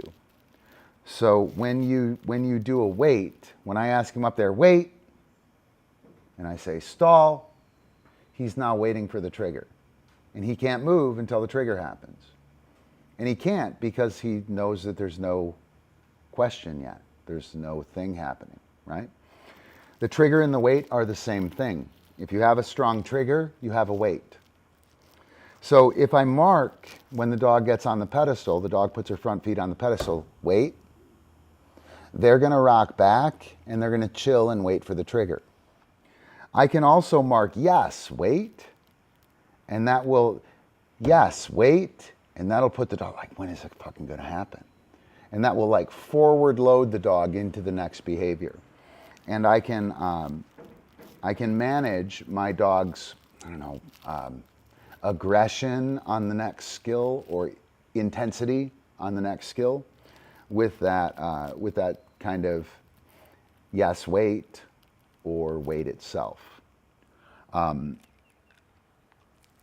yeah, Antonis, I'm super stoked to kind of explore that. That's a pretty interesting thing. I hope you come to class with some good thoughts on that. That would be terrific. And class, for those of you guys who are here who are not in class or not coming to class and are able to, class is us talking. I'm not telling you what to do all the time, right? I'm figuring things out. I'm sharing things with you that I'm learning. You know, we're asking questions. We're discussing things. We do work, right? I try and do your work, right? I haven't done that. I'll try it, right? So my classes are not, this is how you do it. Do this, right? We explore things together. Yes, you do. Yes, you do. If it is a wait, right? Big problem is conflating the wait and stay. So question, if you have a trigger, you have a wait. If you have a wait, do you have a trigger? If you have a good wait, you have a trigger, right? You probably don't know what that trigger is though, right? Unfortunately, the dog does, right? You probably think it's, so the leg, this is a perfect illustration. The rule is top, neutral. The obstacle presentation is the trigger. Top, neutral.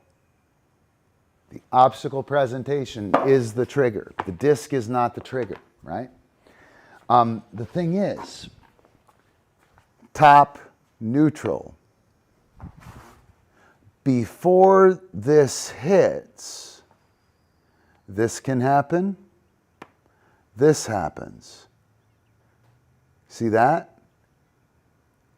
That's usually the actual trigger. That's where the dog says, yeah, that shit is on, right there.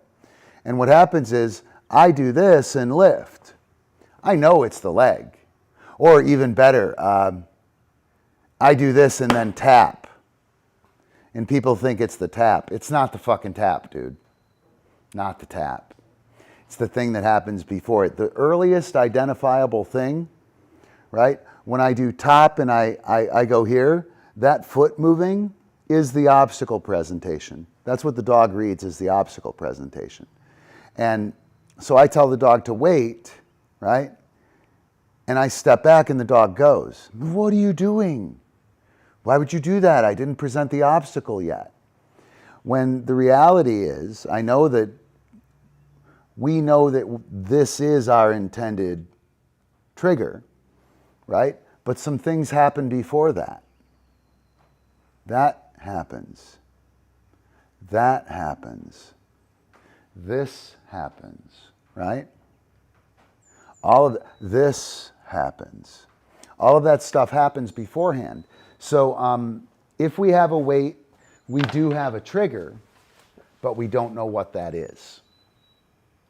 If we have a trigger, we know what that is, and we have a wait. Super awesome question, Antonis. All right, what else do we got? Anything? You guys got anything?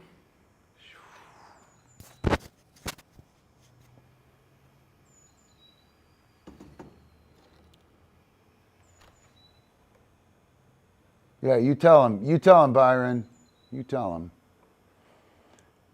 Patreon, $10 a month gets you access to classes and my brain. Yep, messaging and however, it's totally worth it.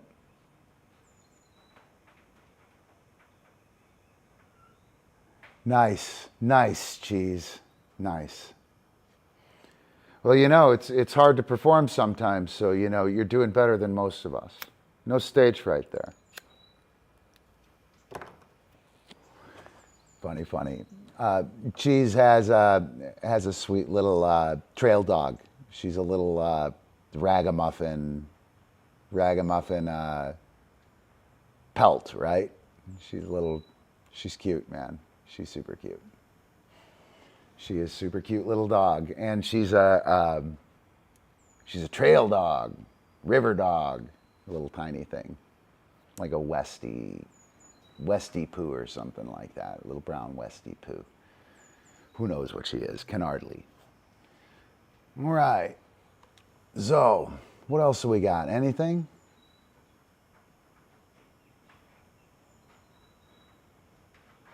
Yeah. I know, I'm running out of stuff, guys. I'm running out of stuff.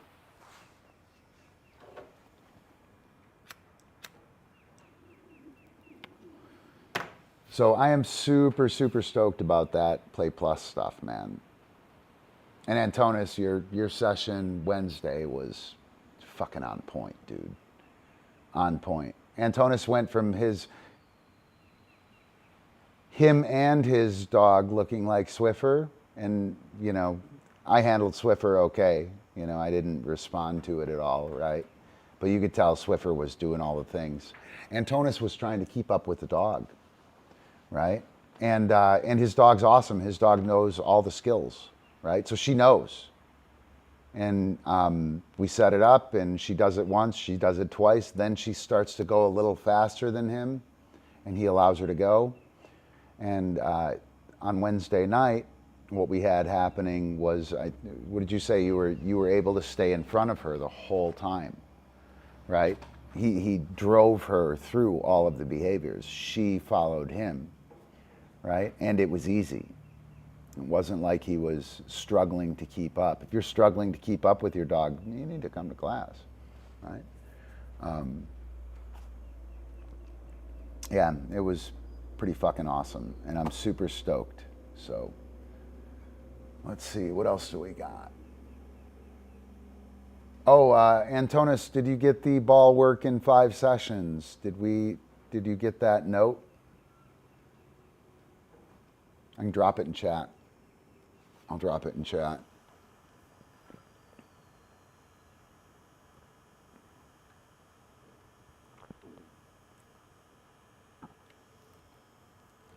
And I'll explain it real quick. I should do a set with Cupcake, but it's going to take me... those going to come through? Yeah, they are. Nope, they came through in a list, or in line.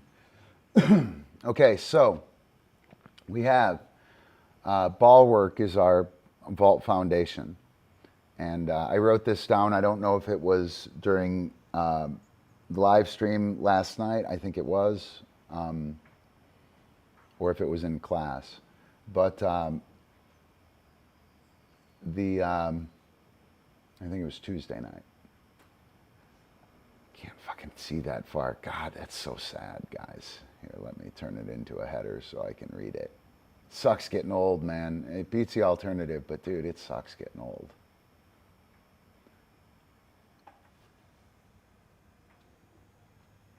Yep. Well, I'd like to give it to you because you're ready for it, right? And then you can come to class with that in your back pocket next week. So ball work in 5 sessions, 2 minutes each. Session 1 is the ball intro. You've already done session 1. Session 2, top versus stall. You're gonna pull her off the cookie with the cue of top, and when she rolls in, as soon as she engages, there's a cadence: top to toss, stall to eat. Right? We want to keep on that cadence if we can. You'll give the cue while she's strolling around right at the finish of her cookie when she's about ready to reorient, or just as she reorients. You'll tell her one of the two, top versus stall. And then she'll come popping in, you'll present, you'll make that toss with the open hand, right? So she can see it.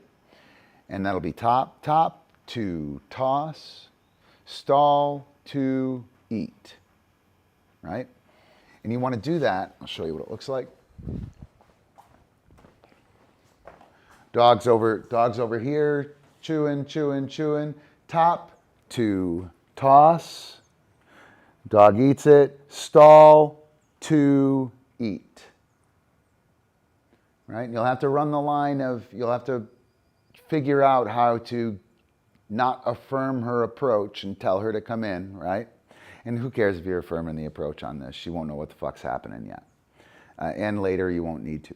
So again, it's top to toss, stall to eat, right? And remember, we could go top to toss. We could switch sides so we keep it going clockwise. Top to toss. Top to toss. Come over here. These are all clockwise. Stall to eat. You want to do that until on top, when the dog leaps for the ball, they leap like this. And then on stall, when they leap for the ball, they leap like this. You'll see them, they'll rock back because they have to stop. Right? They'll be driving for it. You'll say stall and they'll lean themselves back. You'll say top and they'll be here. No hope of stopping. And when the dog gets top or stall, that is when you're going to go on to step 3, which is either the rebound or the alternating, where you are doing both directions, right? Of top and stall.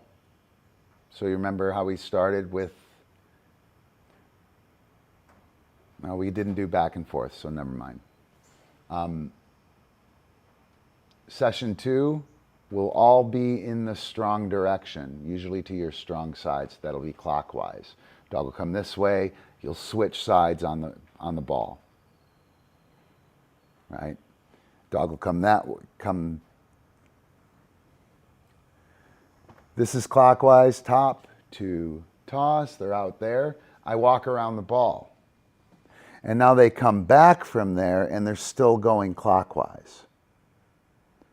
Right? So I can make sure that the dog is only going the correct direction. You don't have to have steps 2 and the other top stall. They don't have to be separate, but a lot of times the dog doesn't work well going to the counterclock side or to the weak hand side. It's just harder for the dog.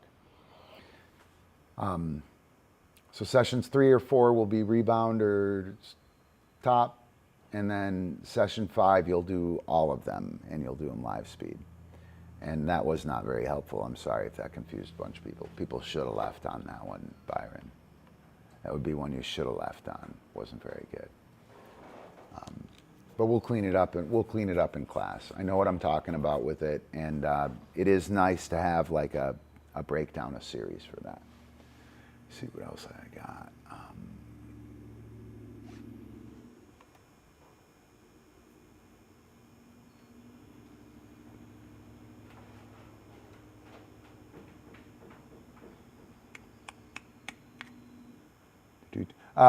Most people treat their dog as if the handler knows what's happening. You don't know what's happening. The dog knows what's happening, right? Most people treat their dog as if the dog doesn't know shit and the handler knows it all. It's usually just the opposite, right? And what happens when you do that is the dog is actually leading. That's what happened to Swiffer, right? The handler thought they knew what they were doing when the dog is the one that knew what was happening, right? Whether or not that was intentional on the handler's part, or if they simply affirmed it on accident and thought they were doing it, or didn't care about it, or thought they were attending to it and were actually affirming the dog's movements.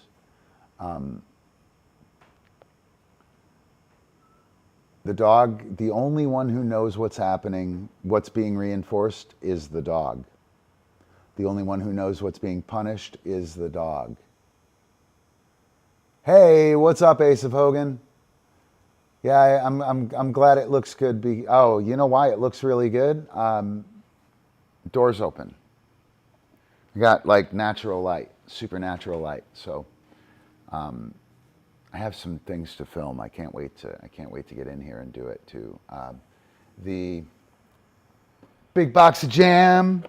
I'm going to be filming a bunch of this stuff in here with cookies, right? So the graphic novel instruction, QR code on there, right? And then the QR code goes to a video. You watch the video, and then the book has the key elements of the video with like the dog talking and me talking and key elements of it. It's super cool. These are all classes that are available to patrons as well. But the books aren't going to be ready until I can figure out how to do 250 of them at a time. The super cool company that does one drop shipping, the books don't hold up and they cost too much to break on you guys. So I have to be able to do 250 at a time, and I want to do 12 issues a year. I have more than enough content to do 3-4 years of stuff. And I want to get that going, but can't do it yet. So, Ace of Hogan, yup, super epic. You missed Swiffer. You missed Swiffer. Pretty awesome. He's a good man. All right, let me see. Do I have anything else? It's important. When the dog thinks it's going to go well, right? They think they're going to get a cookie. They think they're right. And they don't get a cookie. Okay, that's called reward prediction error. Usually it happens on a marker, right? Something that's marked. We have an ambient marker, something that just happens. Doorbell, ambient marker. Ding! Holy shit, right? That ding marks the person showing up. That's when the person shows up. That's an ambient marker. A situational marker, we get in this situation and it happens, right? The situation itself can tell the dog that there's something coming, right? We also have like a marker, right? Yes. And when the dog experiences a marker and doesn't get the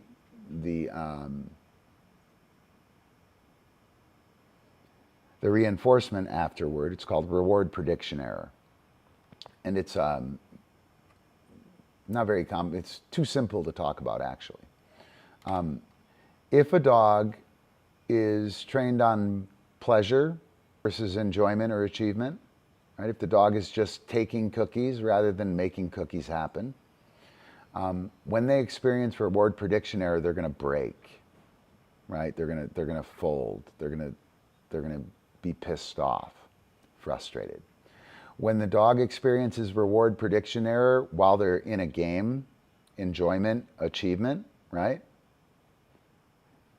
It's funny, it's fun. That's what the game is, right? That's part of the game.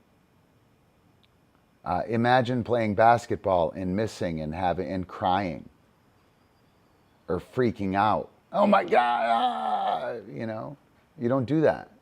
When you miss, it's part of the game.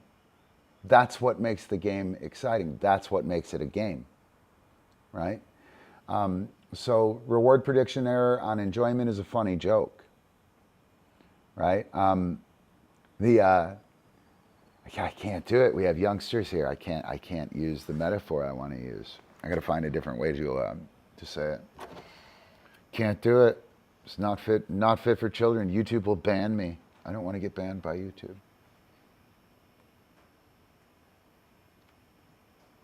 All right, I think I'm good. You guys got anything? Well, I can say it like this. if a junkie buys a bag of stuff that's bunk, that isn't the stuff they bought, they're broken. They're probably going to go rob a bank or something, or rob a liquor store, right? To go get more. They're going to be hurt by that. That's pleasure.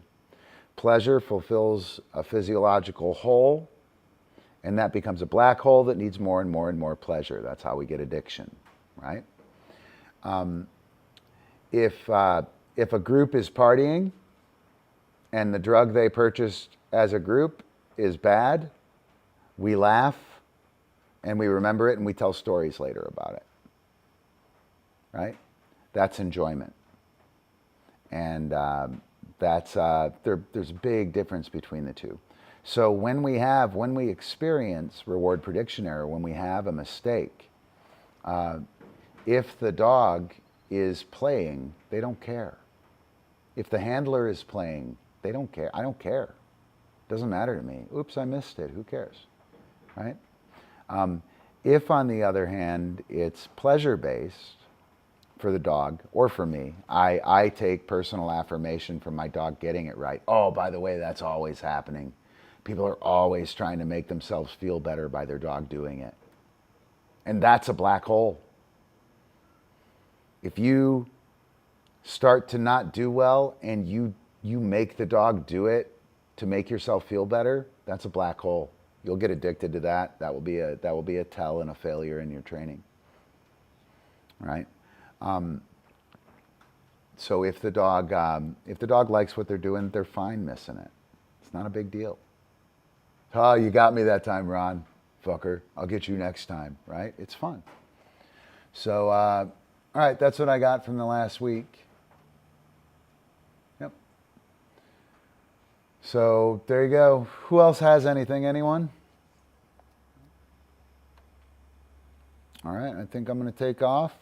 I'll play the patrons from last May. Byron, hopefully you're in here. Thank you. Thank you. Hopefully you're in there. Again, this is from last May. I need to up this. But show wouldn't be happening without our patrons.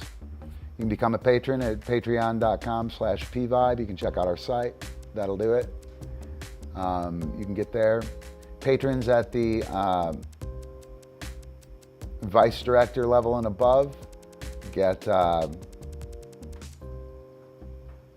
access to Disquando.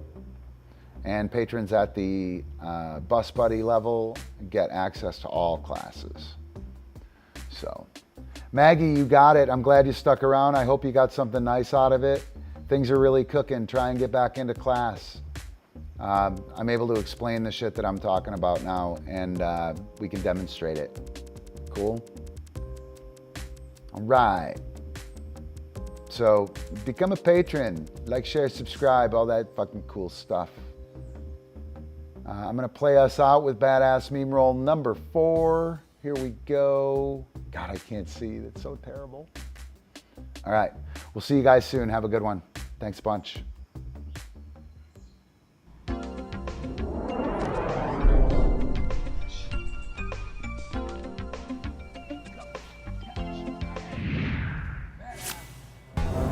Do, do, do.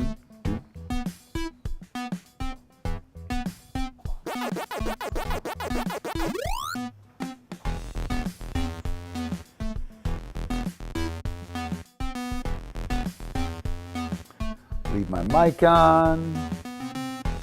Byron, thanks a bunch. Thanks a bunch. Yep, we'll see you tonight in class, Antonis. 6 o'clock. Bye, Ace of Hogan. Thanks a bunch. Good to see you again. Glad you're back.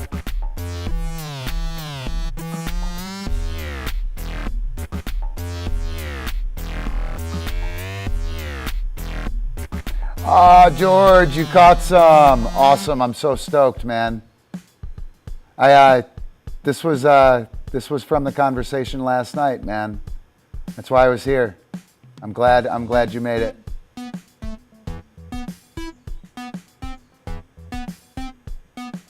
right.